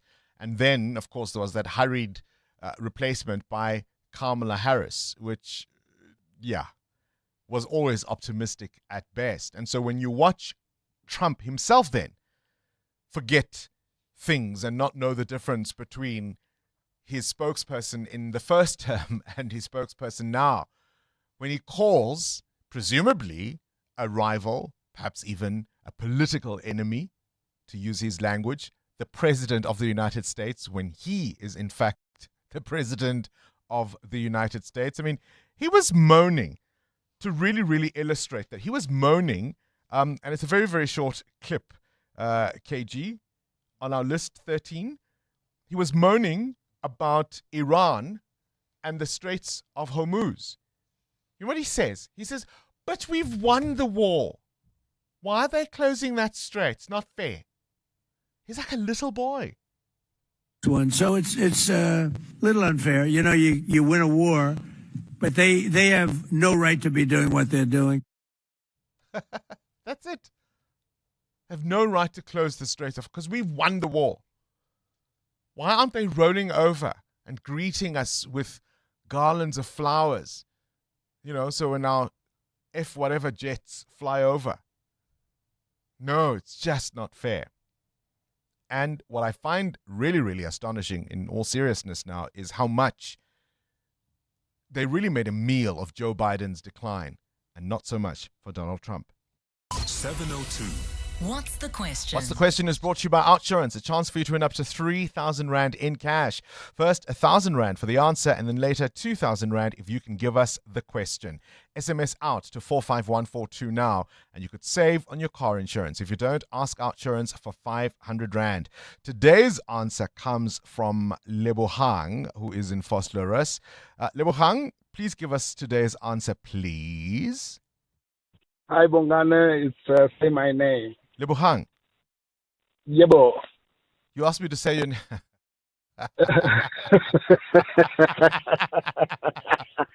Lebohang, tell me, have you got yourself a quote from Outsurance? Bongani, man. Hey, I'm still Johnny Walker. Sorry, man. You're still Johnny Walker. Hey. With your 2 series, eh? 2 series, man. Hey. No matter, Lebohang. We'll still give you 1,000 Rand, all thanks to Outsurance and 702. Lebohang's answer is say my name. What's the question? Call us if you know on 011 883 0702. EWN Sport. Cindy Paluta, a lot of 702 landers upset about the they? CAF decision. Yeah. Many are pointing to how long it's taken. I'm not sure how long it was supposed to take, but many at least saying, well, then if that's what they were going to do, they should have done it as soon as it was possible. And this may well be the time frame that's required if you're going to take an unpopular decision. Presumably, you have to consult widely.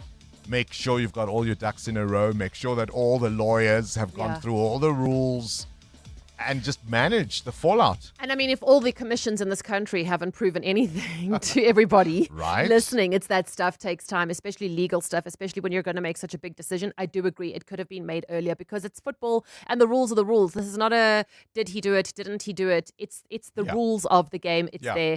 So yes, the big talking point of this morning was Senegal being stripped of the AFCON title. It's been awarded to Morocco 3-0 over a forfeit. This was because in the final, Senegal protested a penalty decision and left the field for about 10-15 minutes. Then you got to ask yourself, because nothing gets people worked up more than school sport. If you saw that and your child's opposition left the field for 10 minutes, all the parents on the sidelines would have said, scrap the match, we win. And the real point of the rules is that you want to make the punishment so severe if it has a real impact on a game, on a tournament, on the image.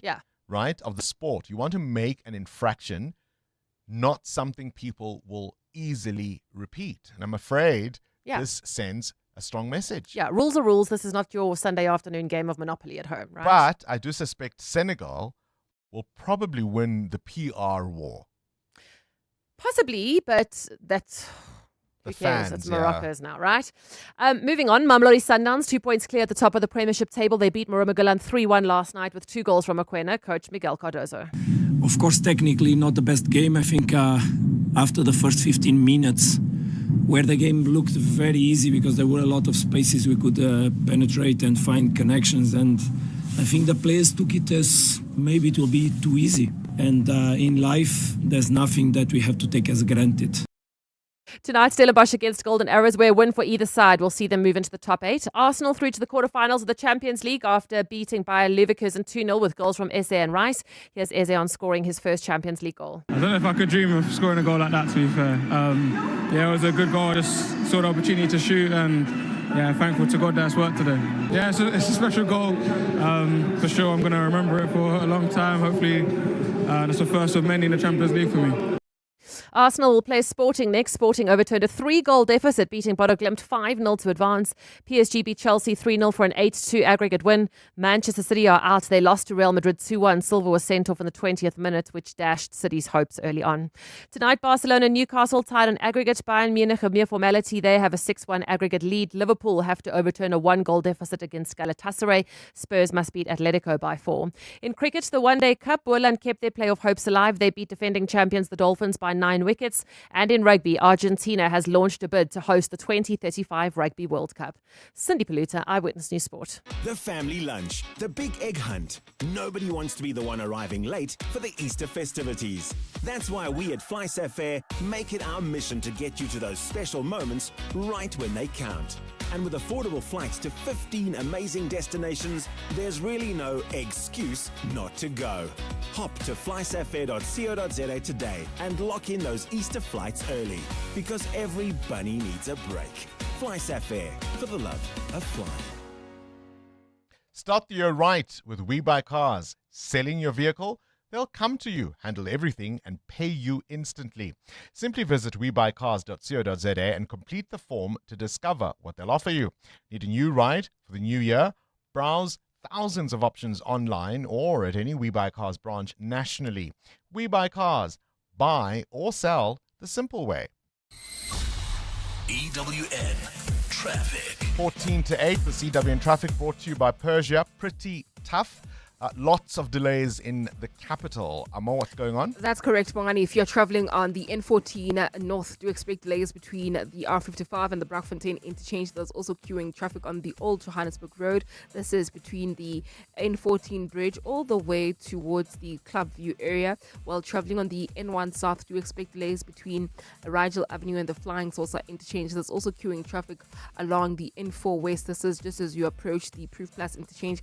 An accident reported right after Linwood Road. It's causing massive queues, about a 20-minute hold up there. Then if you're heading towards the CBD, do expect delays along the R80 East Mabopane Highway approaching Eskiampatlele exit. Then if you're traveling towards the city of Tshwane out of Tembisa, delays on the R21 north. This is just as you approach Olifantsfontein Road. That's due to roadworks that are taking place along the route. Please try to use the N1 north through Midrand instead. More updates coming up. Stay tuned. There's more EWN on air, online, and on the EWN app. When your business needs strength, reliability, and serious capability, look no further than the Persia Professional Pickup Range.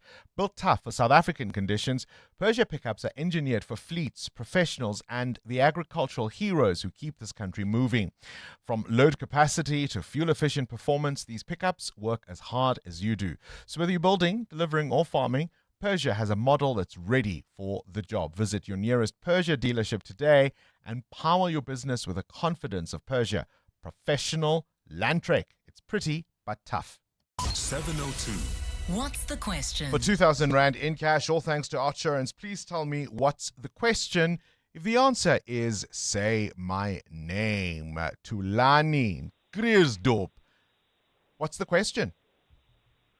Morning. What's the name of Destiny's Child song that tops the Billboard Hot 100 on this day in the year 2000 for 3 weeks? Ooh, I can barely hear you, Tulani. Oh, what's the name of Destiny's Child song that tops the Billboard Hot 100 on this day in the year 2000? You remembered the money, hey? And you thought you'd speak up. Tulani, 2,000 Rand is coming your way, all thanks to 702 and Outsurance. Yes, indeed. Destiny's Child making their mark on the pop scene this day in 2000. Baby, I love you if you ain't running game. Say my name. You acting kinda shady, ain't calling me baby. Better say my name. The other day, I would call, you would say, baby, how's your day? But today, it ain't the same. Every other word is a yeah, okay. Could it be that you are at the crib with another lady? If you took it there, first of all, let me say, I am not the one to sit around and be played. So prove yourself to me. If I'm the girl that you claim, why don't you say the things that you said to me yesterday? I know you say that I am assuming things. Something's going down, that's the way it seems. Shouldn't be no reason why you're acting strange. Nobody's holding you back from me. 'Cause I know how you used to do. When you're saying everything to me times two. I need you to tell the truth. If somebody's dead, then tell me who. Say my name, say my name. Say my name is around you. Baby, I love you. Say my name, say my name. You ain't kinda shady, ain't calling me baby. Say my name, say my name. You know one is around you. Say, baby, I love you. You ain't running game.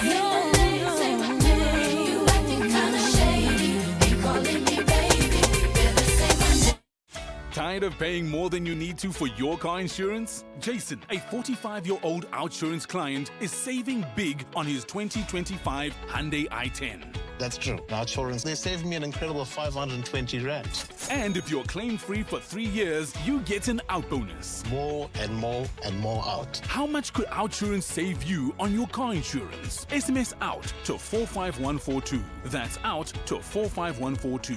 Saving so much every month, around 640 Rand. That's right. 27-year-old Liam saves an unbelievable 640 Rand a month on his 2020 Ford Ranger. Enjoy benefits like panic assistance, which sends the nearest medical or armed response unit to you wherever you are. Get a quote now and see how much OUTsurance could save you. SMS out to 45142. That's out to 45142. Licensed insurer in FSP. TCs and information online. Limits apply. Gauteng is currently experiencing high water consumption. To avoid water interruptions, residents are urged to use water sparingly to allow equitable supply. Act now. Save water. Every drop counts. This message is brought to you by the Department of Water and Sanitation, Rand Water, Gauteng Provincial Government, City of Johannesburg, City of Tshwane, and City of Ekurhuleni. These holidays, millions of South Africans dream of a well-earned getaway. The reality, however, can be very different. Yeah, beautiful view of the N1. Accommodation can look great online, but in reality... Cats everywhere, just cats. Sadly, they've been flat-fished. That's why City Lodge brings you SOS. Visit saveourstay.co.za for City Lodge hotels nearby and up to 30% off. Getting flat-fished is hard. Check into easy. T's and C's apply. The Money Show. Weekday evenings at 6. Busy 2025. What were our banks doing right that, on average, allowed them to grow so strongly? Certainly, from a broader perspective, big picture, we saw inflation moderate, interest rate cuts, and GDP growth for 5 consecutive quarters in 2025. We also saw South Africa removed from the FATF grey list and the sovereign credit rating upgraded. Francois Prinsloo at PwC Africa. The Money Show on 702. Let's walk the talk. The Money Show, Stephen Curtis, is brought to you by ABSA Corporate and Investment Banking. Trade powers Africa's growth, and businesses that succeed are those able to manage risk, optimize liquidity, and move confidently across markets. ABSA Corporate and Investment Banking helps enable your trade flows for growth. ABSA is a registered FSP. T's and C's apply. 702. 702. What's gone viral? With Kabazela. Catch up now with the world of viral content. Kabazela. Good morning to you, Bella. Let's talk about training day. Training day. So if you think about it, when you started at your job, your workplace, you may have had to take some training on systems or the role, whatever it may be. Or you are responsible sometimes when a new employee starts that you have to take them through the training. And how did it go? So there's these two guys. They are in a big truck and it is snowing outside, and they managed to flip the truck onto its side. Nothing serious. They weren't going at high speeds, but they kind of slid down an embankment, and there they were caught inside the cabin of this big truck, still in their seatbelts. And then the one guy, who's a bit of a TikToker on a weight loss journey, filmed the incident because on that day, the guy that was with him in the cab was there to train with him. And this guy who was driving was responsible to train him. I mean, what a day, right? Your first day on the job. And that's what happens to you. So let's take a listen to the audio exchange between the two of them just after they had slid down this little embankment. I'm flipped over in a semi-truck. What's up, brother? This is crazy. Man, he's standing up. Me, I'm still in my seatbelt. You know I'm fired. It's my first day. Yeah, this is my first day. At least he wasn't driving. I'm the trainer. I don't know why they picked me to be the trainer. It's a bad learning experience, right? It happens, man. That's crazy. I don't know why they picked me to be the trainer, he says, and your first day. So I love the story, and I wanted to ask our 702 family this morning, do you have a story about your first day on the job and you had to do some training, and you were maybe involved in doing stuff and something happened, maybe you pushed the wrong button or did something incorrectly, or when you've trained somebody and they've done something wrong. What happened? I'd love to know if you got any of those stories. And if you are responsible for training, what kind of a trainer are you? Are you very patient? Are you understanding? Or are you, come on, why are you not getting this now? Come on, kind of person? My daughter is at that age where she needs to, or she can go for her learners and obviously start learning how to drive. And she's asked me to teach her. And I said, I value our relationship way too much to even dare. What kind of trainer are you? Patient or impatient? And tell us about those training mishaps at work. EWN Traffic. This EWN Traffic is brought to you by South African Airways. Get all-inclusive fares, your seat, your meal, and your baggage. It's all in. Book at flysaa.com. Amo? Bongani, we've got delays on the N1 South between Rivonia Road and Winnie Mandela Drive. And if you're heading towards Fourways, do expect heavier traffic volumes on the N1 North. This is between Beyers Nadia Drive and Winnie Mandela Drive. There's also queuing traffic reported on the N1 South. This is just as you head towards areas like Sunning Hill as well as the Baku and Sandton areas. Delays from New Road towards the Baku interchange. More updates coming up. Stay tuned. There's more EWN on air, online, and on the EWN app. This is what progress sounds like.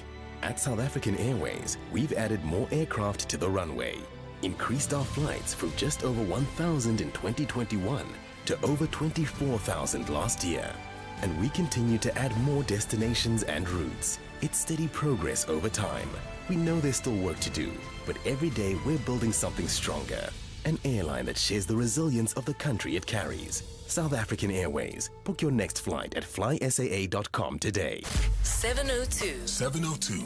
Feedback with Baphelile Sambo. Baphelile Sambo is in the hot seat. A very good morning to you. Good morning to you, Bongani Bingwa. Let's start with Kabazela's question. Have you had training mishaps? Listen, let me tell you. So before I get into the latest from the feedback desk, let me quickly confess my training mishap. So back in the day, after matric, I worked as a shoe cleaner at various malls. So we would go to malls and just clean people's shoes. You know those people who would want to clean your shoes for free and then they sell you the spray? So I was those people. And I insisted to clean this guy's white Air Force sneakers with a brush that was a little bit dirty. So I left a little bit of a lovely spot on his shoes. And did the spray help? Oh, no, it didn't help. And that was the blunder there.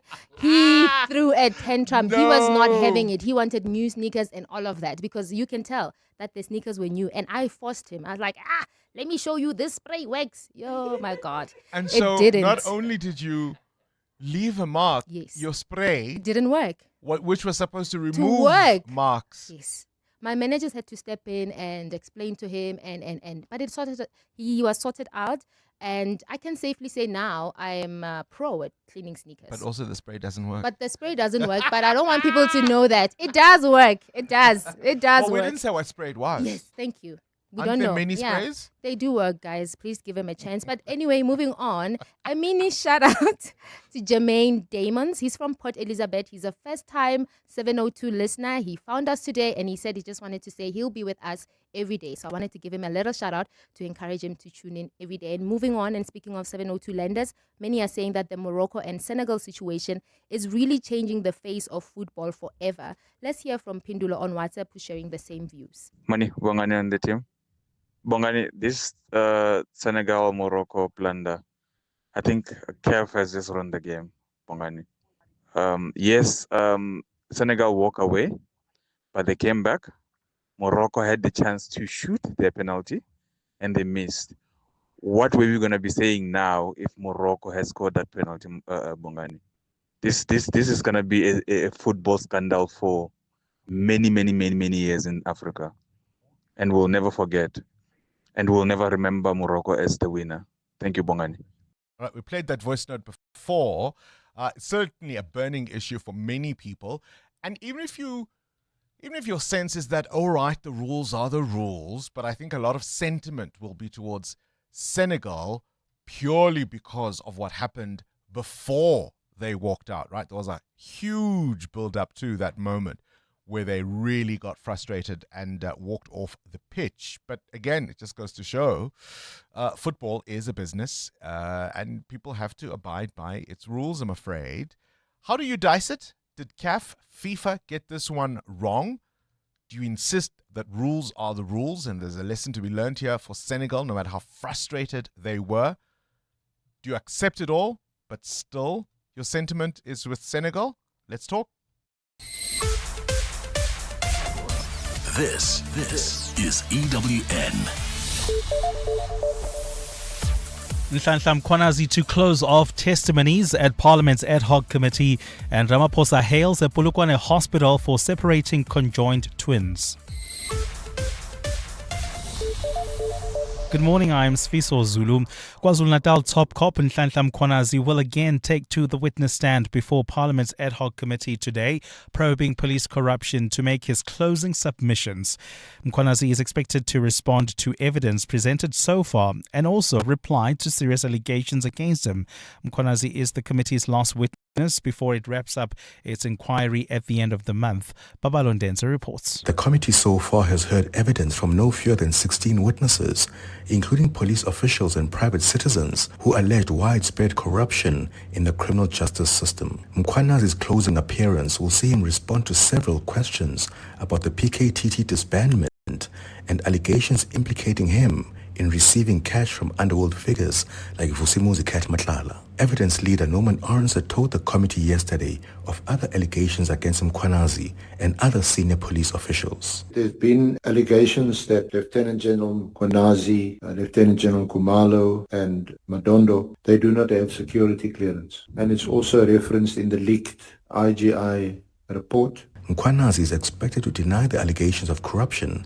Babalo Ndenza, Eyewitness News, Parliament. In Pretoria, Gauteng organised crime cop Fani Nkosi has been accused of spying on a police officer who was investigating suspected crime bosses. Some of the people under investigation were crime-accused businessmen Vusmuzi Kat Matlala and Katiso Katie Mulefe. Nkosi told the Matlanga Commission that he even took pictures of the officer's house. Tabiso Koba reports. Sergeant Fani Nkosi says he was given information by an informant of a house where people were being kept against their will. Nkosi says when he visited the house, he didn't know it belonged to a fellow police officer. However, evidence leader Matthew Chaskelson says there are holes in Nkosi's story. There are several people who were not happy with what this officer of the SAPS was doing in his investigation. Those investigations extended to Mr. Matlala, Mr. Molefe, and other people alleged to be involved in criminal activities with Mr. Matlala and Mr. Molefe. And those people would not like what that investigating officer was doing. And if you were leaking information to those people, you would have a huge incentive to lie about what you were doing. What's your response to that? That's not true. Known as 007 to some of his friends, Nkosi has already admitted to receiving money and gifts from Vusimuzi Kat Matlala. When Nkosi returns to the witness stand today, he's expected to also answer allegations of receiving a bag full of money from Katiso Katie Mulefe. Tabiso Koba, Eyewitness News. The High Court in Pretoria will hear an application today seeking to set aside the appointment of Andy Mutibi as the National Director of Public Prosecutions. The bid to have Mutibi's appointment declared irregular was filed by law firm Bikulu and Partners Incorporated. The firm argues that the manner in which President Cyril Ramaphosa appointed Mutibi to the position was unlawful. The High Court will hear arguments from the firm and the presidency this morning. Alfara Mushwana takes a look. Last year, President Cyril Ramaphosa set up an advisory panel to help with the selection of a National Director of Public Prosecutions. However, after the interviews were concluded, the panel did not recommend any of the candidates.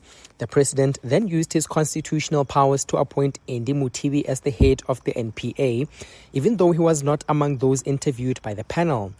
Bikulu and Partners Incorporated argues that because Mutibi did not go through the panel process, his appointment was unlawful. However, Section 179 of the Constitution gives the president the authority to appoint the NDPP. The Constitution also doesn't require the use of an advisory panel, with the president maintaining that it was established purely to ensure transparency in the process. Alpha Ramshwana, Eyewitness News. And the president has congratulated a medical team that successfully separated conjoined twins at Mankweng Hospital, that's in Limpopo. The team was led by Professor Nyaweleni Chifuralo. The babies were born in January and separated yesterday. Ramaphosa spoke to the team on the phone soon after the procedure. Just wanted to congratulate you all for this unbelievable, miraculous operation that you did on the 2-month-old babies and have separated them in a rural hospital. I say rural advisedly because it's in Mankweng, which is the village next to the university that I went to, University of the North. I am just so pleased and happy. Gold is trading at $5,000, 26 cents an ounce. The rand is at 16.63 to the dollar, 22.24 to the pound, 19.20 to the euro. Brent crude oil is at $101.10 a barrel. There's queuing traffic on the N1 south towards Four Ways. This is between the Baklu interchange and Winnie Mandela Drive, while traveling in Germiston. Queuing traffic on the N3 north between the Airlines interchange and Van Buren Road. And in your sports, Senegal will appeal CAF's decision to strip them of their AFCON title, awarding it to Morocco. Sundowns beat Galan 3-1 to go 2 points clear at the top of the table. Tonight, Stellies and Arrows will battle for a top 8. And in the Champions League, Arsenal, PSG, Sporting and Real Madrid are through to the quarterfinals. A partly cloudy day in store for Gauteng with showers. The temperatures will peak at highs between 25 and 28 degrees. The top story in EWN this hour.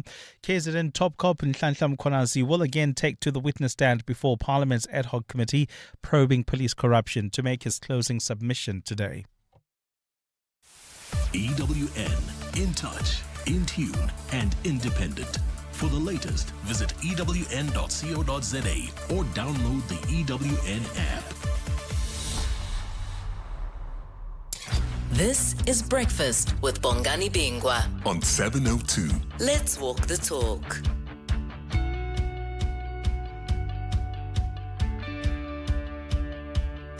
Sometimes we need a bit of good news. 7 minutes after 8 o'clock, we need a bit of good news.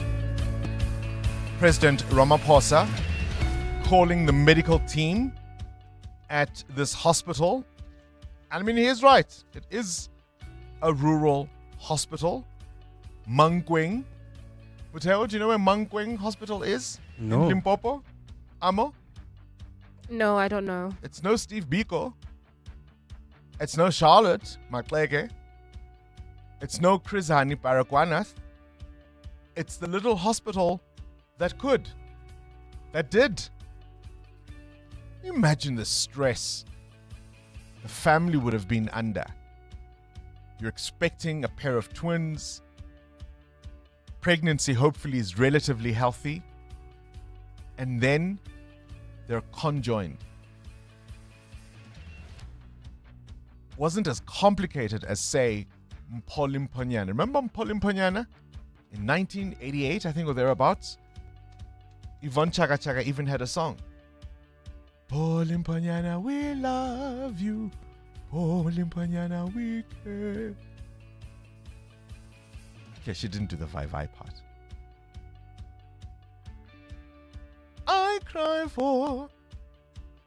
I cry. This is good news. We needed it. This is Breakfast with Bongani Bingwa On 702. Let's walk the talk. Take your calls on 011 8830 702. Kabazela wants to know about those training mishaps at work. You've just signed on a new job. You're being trained to do something, and you just get it wrong at the worst possible moment. Do you have a story to tell? A lot of people are going to be reflecting on the story that we got overnight. CAF stripping Senegal of their AFCON medals from this year. So do they have to give back the individual medals? I'm sure the trophy, obviously. The rules are the rules. Or do you say, hang on, CAF was a little unfair. Why so late? Why the delay? What about the context in which all of this unfolded? The Senegalese team didn't just, on the first infraction, or at least objection to something, decide to go off the pitch. But the provocation had been building up for a while. Well, you say, hang on, this is the nature of football. We tried to speak to Karabo Pasha a little earlier on, sports broadcaster for SuperSport, and joins us now on hopefully a much clearer line. Karabo, again, thank you for talking to us at short notice. My first question to you earlier was, what was your response to all of this as you heard the news? Well, good morning once again, and good morning to all your listeners. I think it was just a whole lot of shock, disappointment as well. From CAF's perspective, I mean, we've come a long way as African football, to be in a better state under the current president. But what has happened, the decision was absolutely shocking, illogical, irregular as well. And I hope and pray that something has got to give in regards to the decision that they've taken. Absolute shock from my end. Karabo, I'm reading from the rules now, because the first thing I wanted to do was to say, okay, hang on, how could they have come to that decision? Because you'll remember, Morocco's case was that CAF had not stuck to its own rules, and that's what the decision came down to in the end, at least from what CAF is saying to us. And I'm looking at Article 82 and Article 84, and let me read both of them. Article 82 is about withdrawing or refusing to play, and I quote, "This article stipulates that any team that refuses to play or leaves the ground before the regular end of the match without the authorization of the referee shall be considered the loser and eliminated from the competition."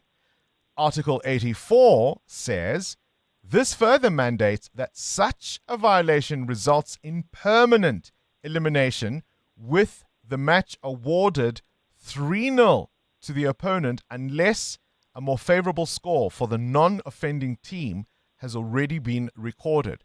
So you forfeit the match, you're eliminated from any competition, and the opponent is automatically awarded 3-0. That's what's happened here. Why do you say it's an outrage? Well, listen, let's go to the first point that you read out. It says when the entire team leaves the football pitch, correct? It says any team. In fact, that rule says unless there are 7 or more players on the field, a match cannot continue. That's law 3. So you need so you can't even make the argument that not all of them left the pitch. If there were fewer than 7, they forfeit. Yeah. However, with the match commissioner on the day, unfortunately, I do not have the details in around who the match commissioner was with the final between the two sides. But the match commissioner had spoken to the captain of the Senegalese national team, which is Sadio Mane, who in turn spoke to his players. They came back onto the pitch. The referee then agreed that the game will continue. And now, going to laws of the game as well, which is Law 5 of the referee, 5.1, it says the authority of the referee. Each match is controlled by a referee who has the full authority to ensure that the laws of the game in connection with the match are adhered to. Now, that is Law 5. Now, if this decision comes into play, it means we are now starting to question what the referee says on a football match. And football matches are won and lost inside the green thing we call a football pitch. So now, which rules should we now follow? This becomes a whole lot of a mess between CAF and the laws of the game. My quibble with that would be, it also says if a team and if the team returns and the referee restarts the play, all they do in that situation is avoid immediate disqualification. So the fact that the referee has restarted the game, the matter is not concluded there. I mean, of course, if the players don't come back at all, then it's obvious, the game is over, they've lost. But the fact that a referee restarts play doesn't mean they're out of trouble. They may remain subject to retroactive disciplinary action, which of course then can lead to an overturning of the final result. That's what happened here.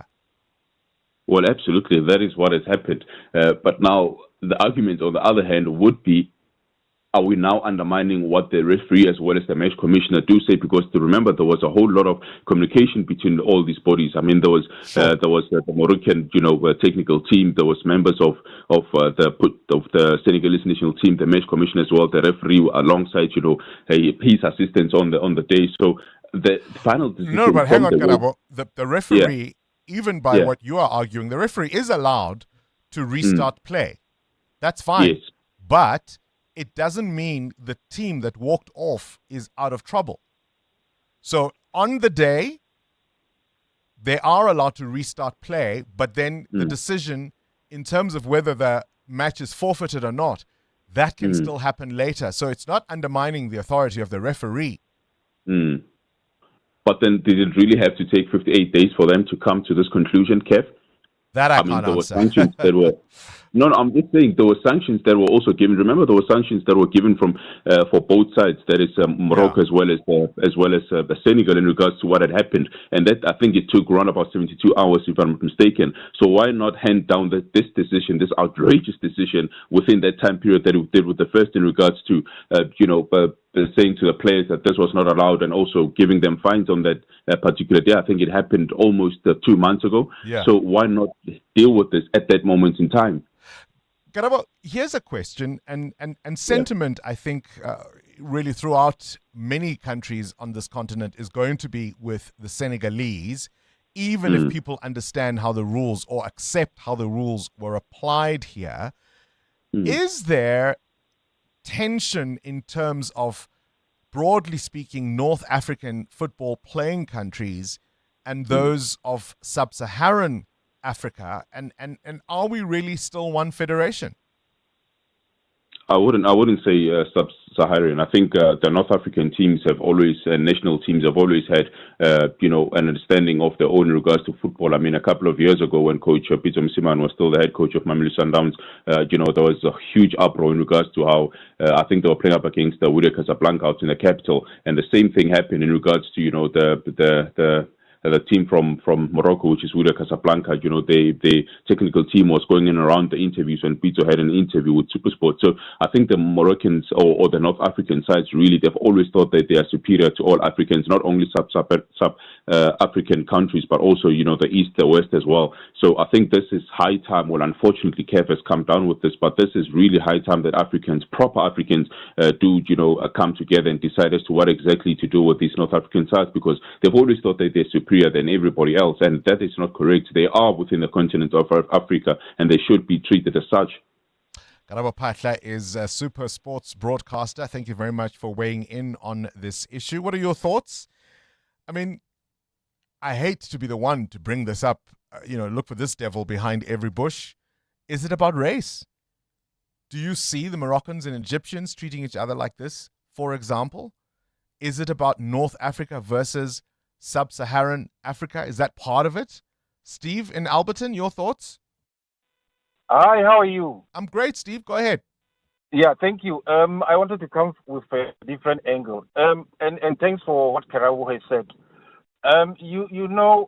Bongani, I know it's a bit emotive.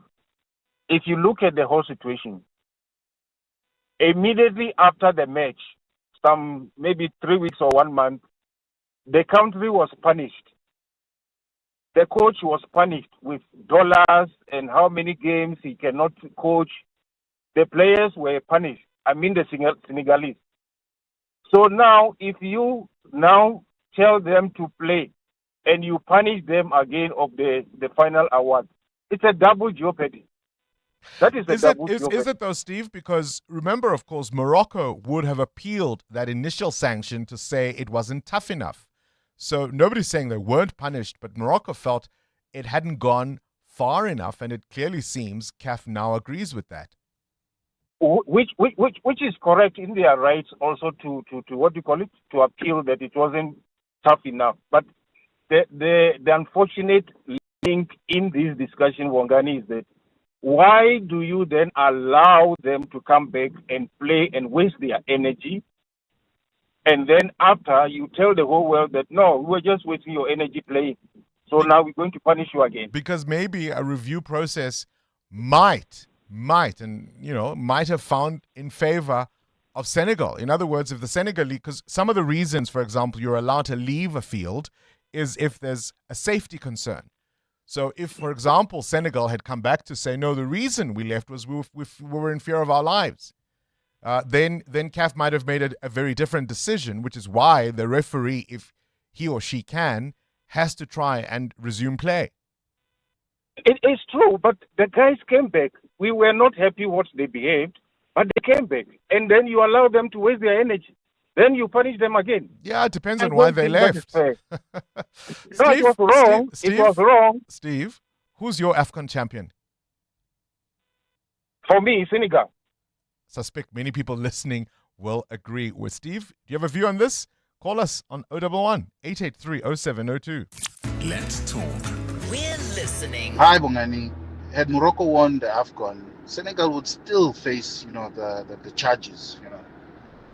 CAF needed to make an example of anyone who would, behave like that. Bringing the soccer fraternity into disrepute. I believe, CAF is right. Rules are rules, man. I know everybody doesn't like it. Feelings, no hard feelings, but you know what? Rules are rules, man. Thanks. Tino from Kenton. Morning, 702 listeners. Morocco, Egypt, Tunisia, and Algeria. I think they must have their own AFCON because they think they are superior than any other African team. They think they are They must play alone. Good morning, Mr. Bongs, and good morning to the 702 lenders. My name is Sydney from Johannesburg. The situation of Senegal and Morocco, in my eyes, and I'm sure in the people that love football, Morocco will never be the champions in my eyes. Senegal is the champions. They were already punished with all those fines, so why take that away from them? You understand? It doesn't make sense for me. I don't know about the other people, but for me, it doesn't make sense. And Morocco is not the champions. Senegal is the champions. Peace. Mateo, you're a football lover.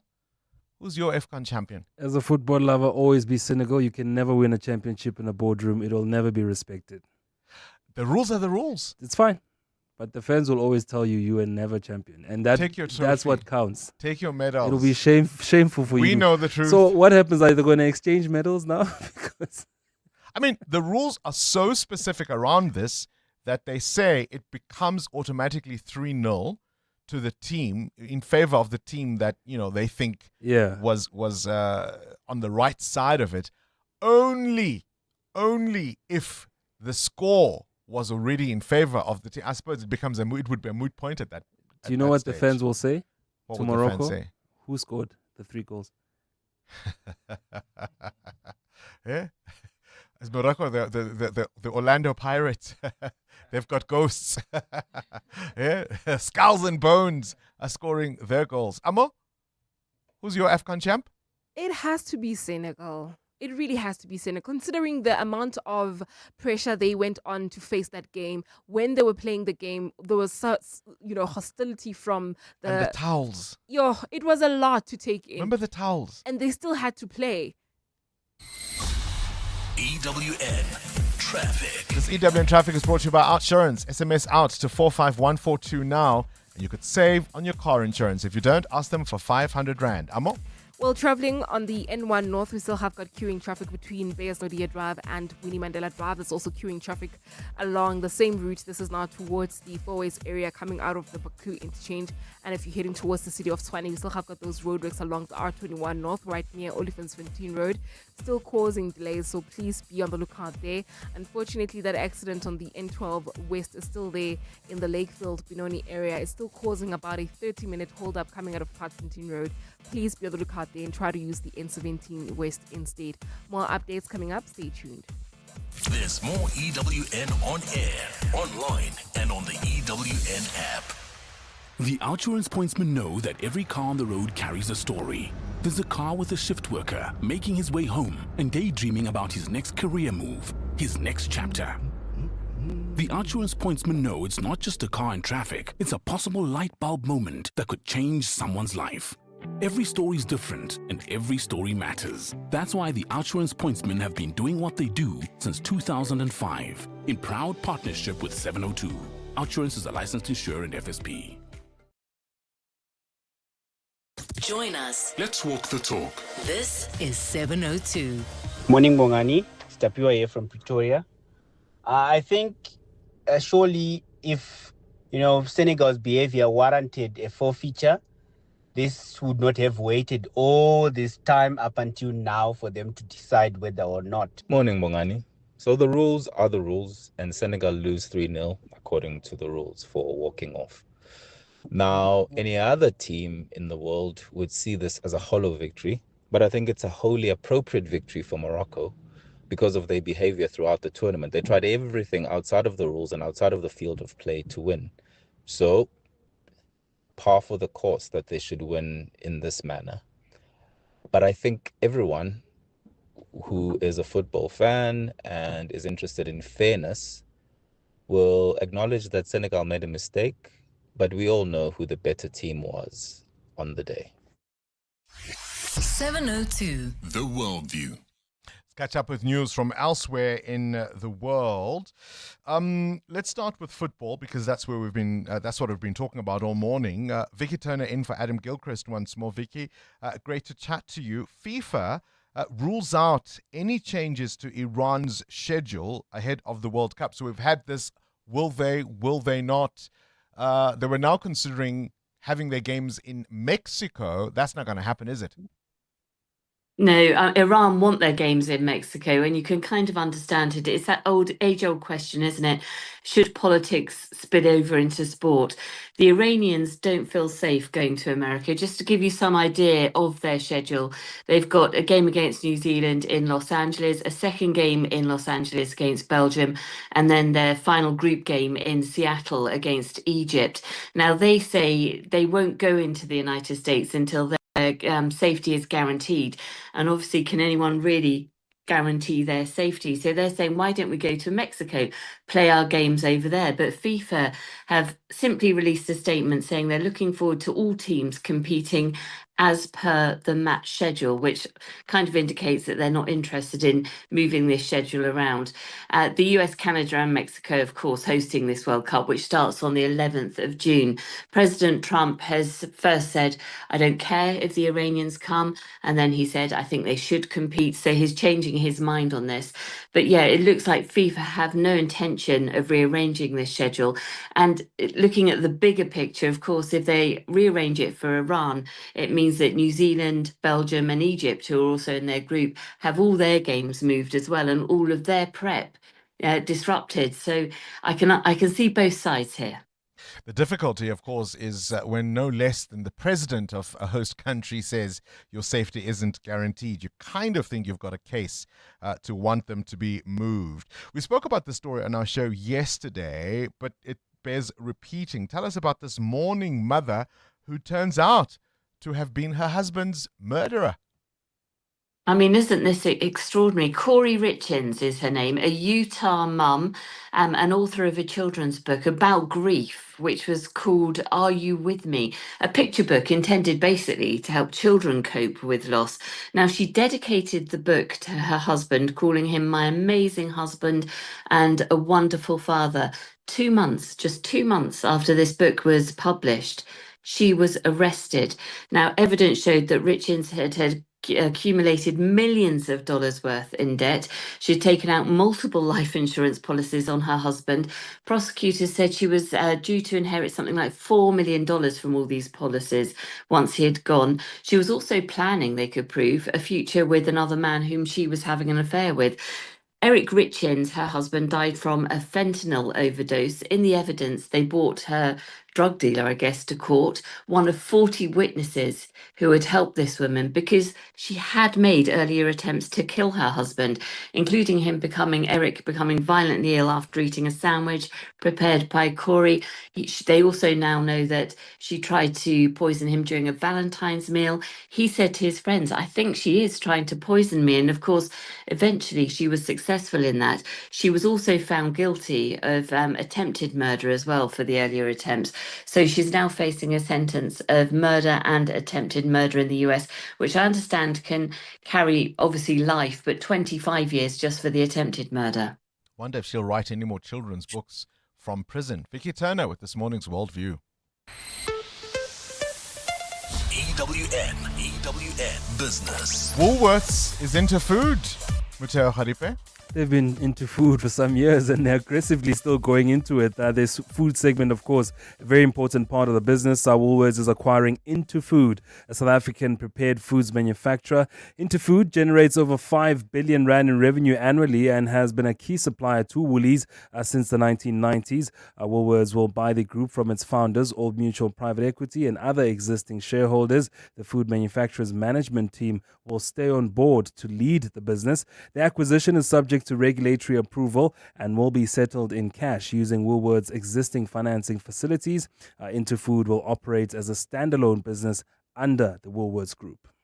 All right, there we go. Are we into the markets, Mateo? Yeah, definitely into the markets. The JSE holding on for positive gains yesterday, up more than 0.5% was the all share. The rand also strong this morning, above 0.5% against the US dollar, 16 rand 61 against the greenback, 19 rand 16 cents against the euro, and you'll need 22 rand 21 cents to get a British pound. The price of gold up above that $5,000 mark again, now at $5,004 an ounce, while platinum at $2,115. Brent crude at exactly $100 a barrel. More business from Stephen Grotes later this afternoon. Time now for your latest eyewitness news. Our country's top cop says they tried to protect the criminals. Sfiso. That's right, Bongani. National Police Commissioner Fani Masemola says the disbanding of the KZN-based political killings task team was mainly aimed at preventing cartel investigations in Gauteng. Masemola also says there was a clear link between the disbandment and the arrest of alleged underworld figure KT Molefe and the raid at Vusumuzi Ket Matlala's property. But Masemola would not comment on whether Minister on suspension, Senzo Mchunu, was involved with crime cartels, saying investigations are still ongoing. Masemola concluded his evidence before Parliament's ad hoc committee that's been investigating alleged police corruption. Babalondenza reports. Fani Masemola returned to Parliament to give his closing submission before the committee and respond to allegations against him. He was also questioned about the political killings task team and how he was opposed to having it disbanded immediately. Masemola said the disbandment was not about KZN political killing investigations, but more about Gauteng investigations involving cartels. That's when we realized that this group of people looks like their aim is to prevent the investigation of Gauteng cases. Reason being that if you look in those letters of Sibiya, he ordered dockers from KZN, then the dockers came, they were checked, and because in those KZN docket, he couldn't find the GC Ops Gauteng dockers in there. Masemola also denied receiving payments from Matlala, but he did admit to attending parties at Shadrack Sibiya's house a few times. Babalondenza, Eyewitness News, Parliament. Residents in flooded parts of Limpopo say they fear for their lives as heavy rains continue across the province.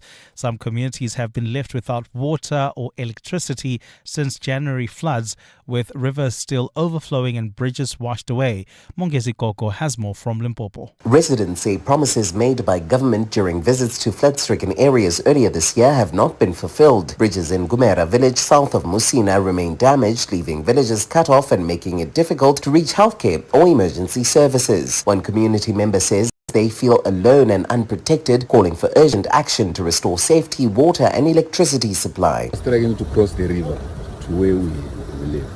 So we're from the clinic now.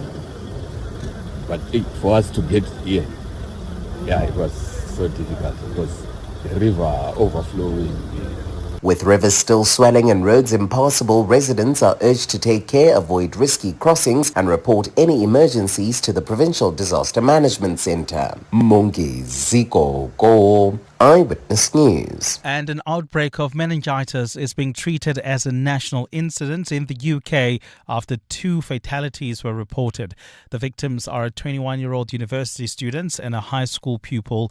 Thousands of students are being urged to get vaccines and take antibiotics as health officials deal with the unprecedented and explosive outbreak. Some 15 cases have been reported to the UK Health Security Agency so far. They all required hospital admission. Meningitis is an infection of the protective membranes that protect the brain and spinal cord. It can affect anyone, but is most common in babies, young children, teenagers, and young adults. It can be very serious if not treated quickly. The cause of the infection, either a certain bacteria or viruses, can be determined by tests. A partly cloudy day in store for Gauteng with showers today. The temperatures will peak at highs between 25 and 28 degrees. And in the traffic, we've got delays on the N12 West. This is between Parkfontein Road. That's due to that major accident right near Atlas Road. It's causing heavy traffic volumes. There's also queuing traffic on the M1 South. That's between Marlborough Drive and the Corlett Drive exit. The top story this hour, National Police Commissioner Fani Masemola says the disbanding of the KZN-based political killings task team was mainly aimed at preventing cartel investigations in Gauteng. The Midday Report. Weekdays, 12 to 1.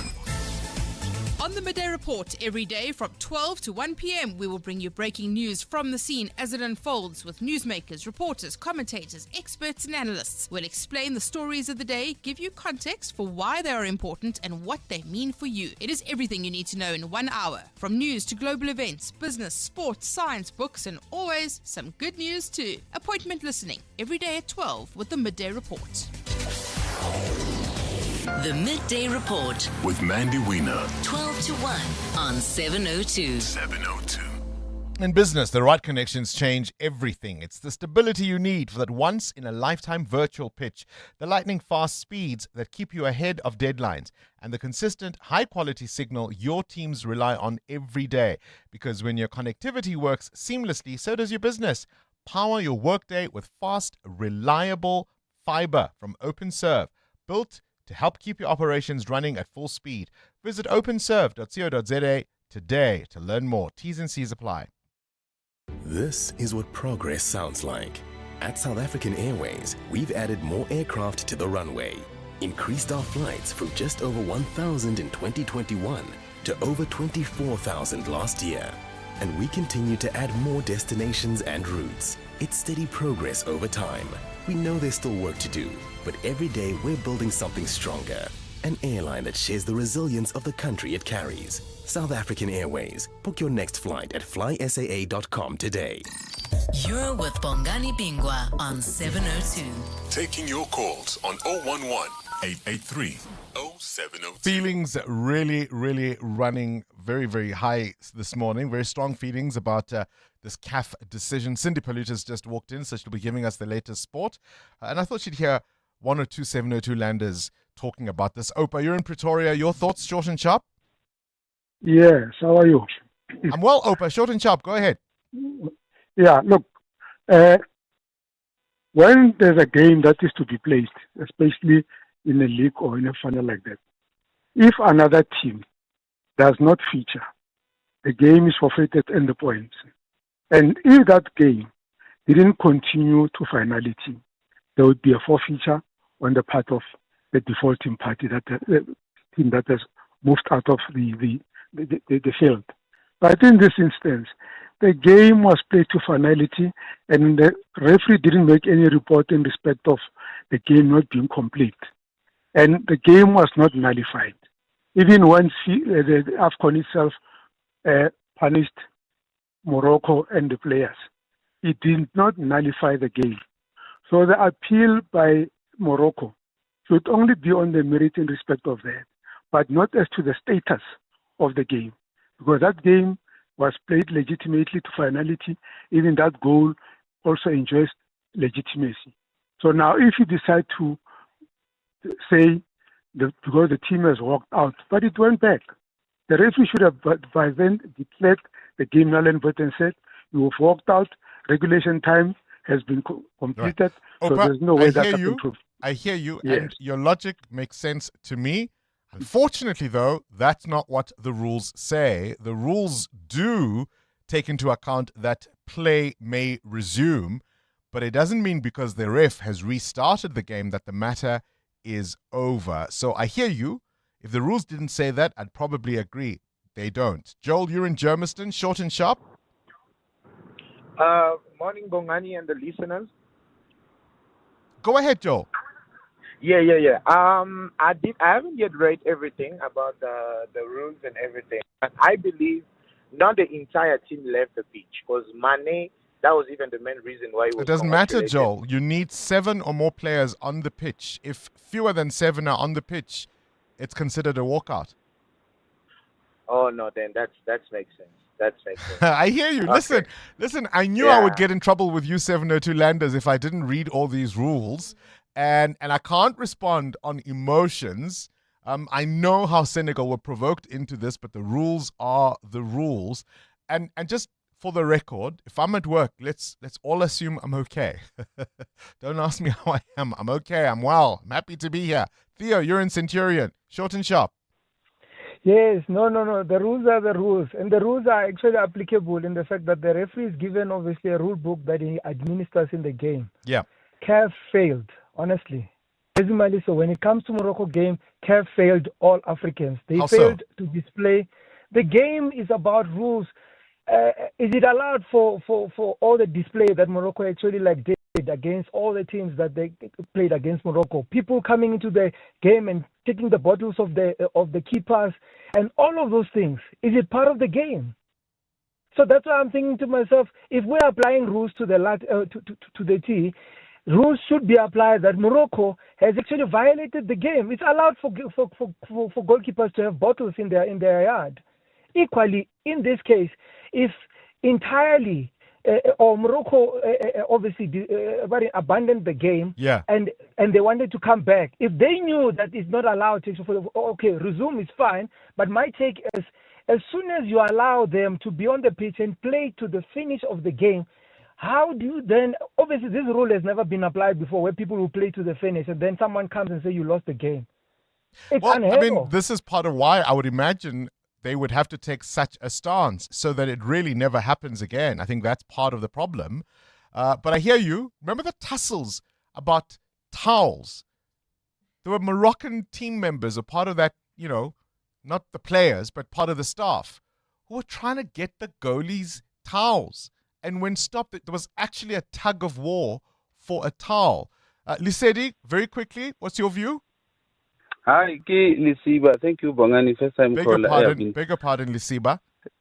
It's fine. I've been trying for years to get through to you. But I'm glad you got through. Thank you. Well, my main issue is the people who bet on this sporting bet for Morocco will win or Senegal will win. What will then happen to their money? Because oh, Lisiba, that's a really good one, right? Last one quickly, Bongani, please. Yeah. If I pass through, I don't pass through a robot, and then a traffic cop stops me when I went through a robot, and then a camera later shows it was my right of way. Meanwhile, I had a ticket. After I go to a police station or wherever, and then the ticket is cancelled. Same thing here. Morocco, they won the game because they went and challenged the decision.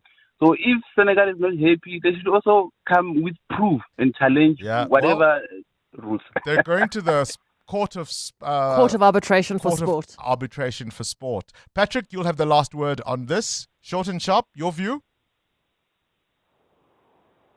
Patrick? All right, Patrick, not quite there in Soshangova, but I think we've got the gist of the sentiment. A lot of people emotional. Mm-hmm. Do yourself a favor, get the rules, and try and look at them objectively to the best of your ability. And I know emotion and sympathy will be with Senegal because, hey, Morocco put many teams through the most, and especially Senegal. But unfortunately, the rules are the rules. EWN Sport. Right, Cindy? Absolutely right. And just as that listener said, if Senegal wants to challenge it, they can, and they have. They've gone to the Court of Arbitration for Sport now. So we'll have to, it'll be an ongoing story. Yeah. Best case scenario, if you really want to be fair, you say, okay, cool, the rules are the rules, Morocco wins, but in moving forward, Morocco can't host games because of the environment in which they host. But some great questions. Think of all those people who won money betting one way or the other, or who lost money. What happens? Yeah, that's one of the questions that was being raised. And I thought, that's an excellent question. I have no idea. We'd have to actually get somebody from like a gambling authority to get the answer, because that doesn't just apply for this situation. It applies for everything in life. If something changes, do you have to pay the money back? What happens to the medals? Do they have to give each? Because I'd imagine they'd have their own individual medals, or does CAF give Morocco brand new medals? The Moroccan players? Possibly brand new medals. Yo. Because then the same would go for like the Olympics, right? Yeah. So if Lance Armstrong got stripped of all his Tour de France titles, did he have to give back all the trophies and medals? I would imagine. Or, does the second person get a new one? This is a good question. I've never had to think about this. No, but on the other hand, you as the player who now has an invalid medal. Yes, but is now it something to boast about? Now or does it become a keeper that's it. years later? It's a controversial controversial medal, so that will probably pick it up in about 100 years from now at some Christie's auction in wherever. It will go for whatever. Somebody's grand uncle found played in that match. Yeah. All right, let's talk about Sundowns. There are players who are going to get some medals or two. No overturning last night's result, a 3-1 win over Maruma Galans. 2 goals from Mokoena there. They go 2 points clear at the top of the table. Coach Miguel Cardoso. The job of a coach is giving them tools to help managing the moments, and today really was a tough one, trying to help the team permanently, because this team of Marum is a good team, and as soon as they understand that we were a little bit sloppy, they increased the pressure, and then was the moment it was a little bit exposed, the fact that the boys don't play so much together and a few dynamics are not so clear, but then in those moments you need to fight. Tonight, Stellenbosch against Golden Arrows, where a win for either side would put them in the top 8. Senegal will appeal, as we said, the CAF decision to strip them of their AFCON title. CAF ruling Morocco 3-0 winners, stating Senegal forfeited the match by walking off mid-game. Champions League action from last night. Arsenal will play Sporting in the quarterfinals. Sporting overturned a 3-goal deficit, beating Bodo Glimt 5-0. Arsenal saw Leverkusen 2-0 with goals from Esse and Rice. Gunners boss Mikel Arteta. I think the team was immense today. And the manner that we started the game, showing so much dominations, big chances. I think the keeper kept them alive in the first half, because it should have been 2 or 3 at least. But I think overall we had a big performance as a team, and individually as well, players that elevated the level to the highest standards probably of the season. Chelsea are out. They lost to PSG 3-0 for an 8-2 aggregate loss.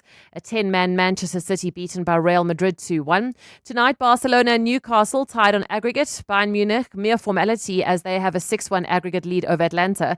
I mean, we say a mere formality, but last night Sporting overturned 3 goals, so anything's possible. But 5 goals is a lot. Liverpool have to overturn a 1-goal deficit to beat Galatasaray. The winner of that meets PSG in the quarterfinals. Spurs must beat Atletico by 4. In cricket, the One Day Cup, the Lions take on Tuskers and Warriors welcome the Titans. That's at 9:30 this morning. Last night, the defending champions Dolphins suffered another defeat, going down to Boerland by 9 wickets. And in netball, England's head coach Jess Thirlby has stepped down after nearly 7 years in charge, with just months to go to the start of the Commonwealth Games. Anna Stembridge takes over. Cindy Paluta, Eyewitness News Sport. Do you remember the promise Nelson Mandela made to our country's children, that they would grow up with dignity, protection, and hope? This Human Rights Month, we honor that promise as the Nelson Mandela Children's Fund marks 30 years of changing how society treats its children. In 2026, we celebrate a legacy that still calls on all of us to care, uplift, and make every child's future brighter, and to follow his example by loving children the Nelson Mandela way. The Nelson Mandela Children's Fund, celebrating 30 years of impact. Learn more at nelsonmandelachildrensfund.com. The team's on a roll today. Let me focus on payroll. Duty calls in the kitchen. That's why I have a business insurer that is agile and on the ball all the time on all things. I chose My Way Business Insurance, getting 24/7 emergency service and saving on my premiums, plus my business assist to handle my admin. Visit myway.co.za or dial 0860 64 64 64 and get a quote today. My Way is a licensed non-life insurer and FSP. T's, C's and standard rates apply. My Way. Live your way. EWN Traffic. This EWN Traffic is brought to you by South African Airways. See just how far you can go with them. Book at flysaa.co.za. N12.com now. Amo, let's wrap up the morning's traffic. Well, Bongani, we've got delays on the N12 West. In fact, the off-ramp Atlas Road has been closed off to traffic on the N12 West. This is due to that major accident scene as you come out of Patfontein Road, but there's still queuing traffic, causing about a 20-minute hold up there. There's also queuing traffic on the N1 South. This is between the Brockfontein interchange and Olifantsfontein Road. I'll have more updates coming up. Stay tuned. There's more EWN on air, online, and on the EWN app. This is what progress sounds like. At South African Airways, we've added more aircraft to the runway, increased our flights from just over 1,000 in 2021 to over 24,000 last year. And we continue to add more destinations and routes. It's steady progress over time. We know there's still work to do, but every day we're building something stronger. An airline that shares the resilience of the country it carries. South African Airways. Book your next flight at flysaa.com today. On the go and your stomach suddenly not keeping up, that burn, bloating, or reflux could be symptoms of an ulcer. Stress can make it feel even worse. While Ulcernic offers triple action relief by coating your stomach lining with a protective layer, and it works for up to 6 hours and no prescription is needed. You can choose between suspension or even effervescent tablets. Keep an eye on the shelf for Ulcernic's new packaging, so it's a fresh new look on the outside, but the same trusted relief on the inside. Visit the Ulcernic Facebook page for more. Zakes owns an electrical business that lit up the neighborhood. Literally. One small spark, one big legal nightmare. But he has public liability insurance from Budget. The damage was covered and his client sorted. Sharp, sharp. To get public liability cover, visit budgetinsurance.co.za. Budget Insurance, official insurer for good South Africans. Budget is a licensed non-life insurer and FSP. T's and C's online. Coming up On the Clement Manyatela Show. on 702. Clement Manyatela is in studio this morning. Good Not morning. skinnering at all off air. What's on the show today? Coming up on the show, we're going to start with what's happening with this decision by CAF. Yeah. I mean, it's unbelievable. I mean, at the very least, then maybe say they are barred from participating. Senegal, maybe say from the next two AFCONs. The rules don't say that. Huh? It's all in the rules, my friend. I mean, how did they get to this decision? It's all in the rules. I'm trying to get our colleague Robert Marawa to come through and just explain how did we get here and where to from here on the 702 open line. And then we'll also reflect on what happened in Parliament yesterday with Fanima Semula contradicting Dumisani Kumalo, who had claimed that 90% of SAPS officers in Gauteng are corrupt or compromised. Fanima Semula says that number is in fact exaggerated. We'll also talk about Joe Kent, that head, the director for counterterrorism center in the U.S. He was weak. Yeah, he's weak, of yeah, course. yeah. Anybody who disagrees with Trump is weak. But at 10 o'clock, we're going to be in conversation with the German ambassador to South Africa, Lesotho, and Eswatini, Andreas Peschke. A few weeks ago, we had a conversation with the French ambassador. We've got the UK High Commissioner coming as well. Today's chance is to look at Germany and the relations we have with them, but also broadly to talk about the changing geopolitical environment. We all want Bozy, though, hey? We want? We all want Bozy. Bozel the Bozel. What, we call him Bozy now? I'm thinking if I give him a nickname, maybe he'll come, eh? Good luck. At 11 o'clock, we're going to do our listener's choice feature, and today we'll be discussing Formula One. There's a few listeners called in on Monday and asked that we do like a Formula One masterclass of sorts for beginners. So we're going to have someone who's going to explain how it really works out. Then we wrap up the show at 11:30 with the sharing space. All right, Clement Manyatela on your radio between 9 and 12. The family lunch, the big egg hunt. Nobody wants to be the one arriving late for the Easter festivities. That's why we at FlySafair make it our mission to get you to those special moments right when they count.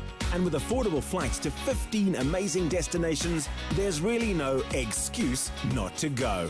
Hop to flysafair.co.za today and lock in those Easter flights early, because every bunny needs a break. FlySafair, for the love of flying. The Audi house sale event is now on until the 30th of April. It's the biggest Audi sales event of the year. Get to your closest Audi dealership and you can test drive a wide range of Audi models, explore exclusive limited time offers, and stand a chance to win an Audi Formula One experience.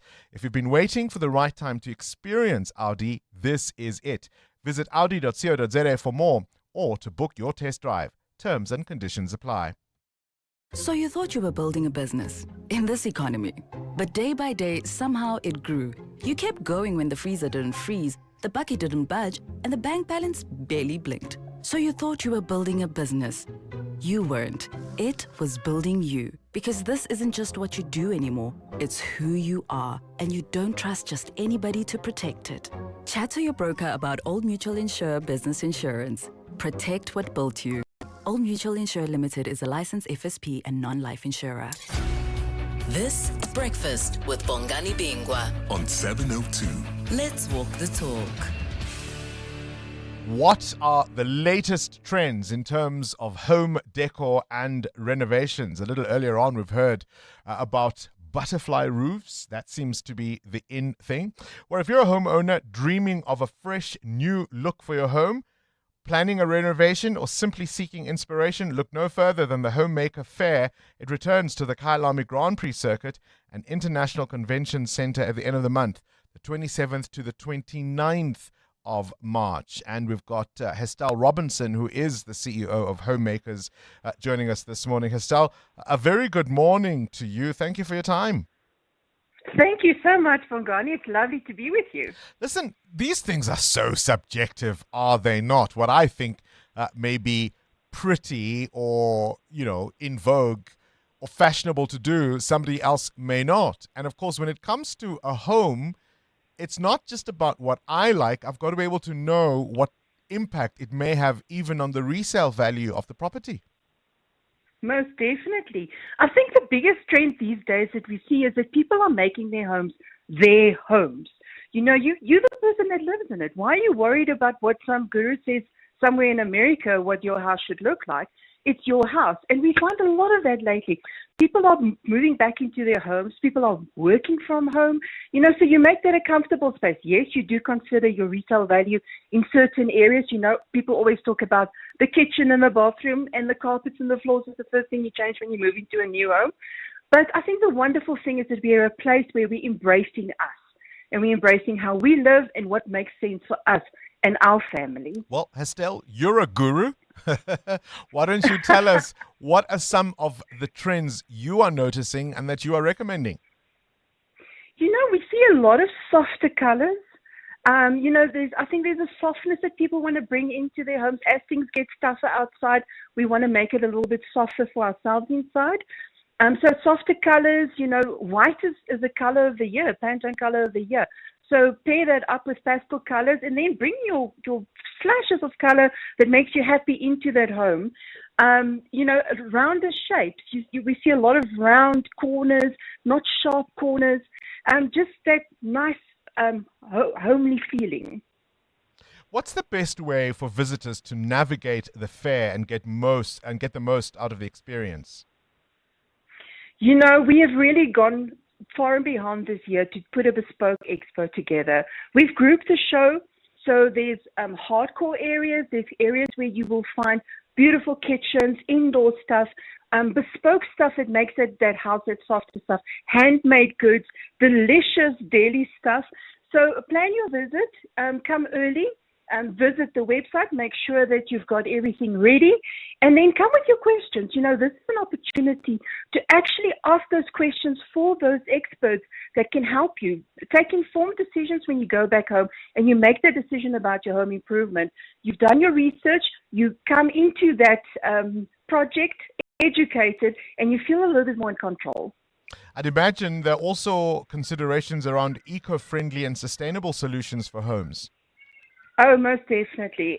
Energy efficiency, how to live better, smarter, smart living options, everything that can also help you save a little bit of money down the line.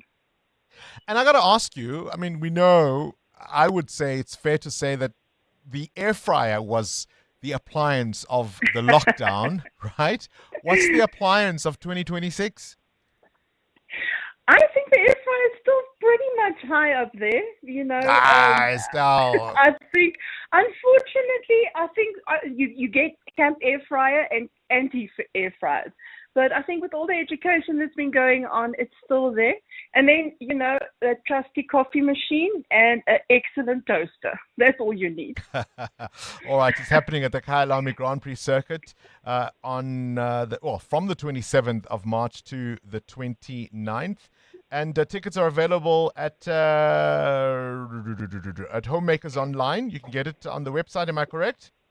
Most definitely. You can go to the website, homemakersonline.co.za, or you can go to Tixa. It's also available there. You can also get tickets there. Estelle, wish you a fantastic Homemakers Fair as it returns to Kyalami. Estelle is the CEO of Homemakers. 702 podcasts are on 702.co.za. And with that, we've come to the end of this edition of 702 Breakfast. We'll see you bright and early tomorrow morning. It's 9 o'clock, and that means the Clement Manyathela Show starts now. This is EWN. Good morning, I'm Sfiso Zulu. KwaZulu-Natal top cop Nhlanhla Mkhwanazi will again take to the witness stand before Parliament's ad hoc committee probing police corruption to make his closing submission to inquiry at the end of the month. Babalo Ndenza reports. The committee so far has heard evidence from no fewer than 16 witnesses, including police officials and private citizens who alleged widespread corruption in the criminal justice system. Mkhwanazi's closing appearance will see him respond to several questions about the PKTT disbandment and allegations implicating him in receiving cash from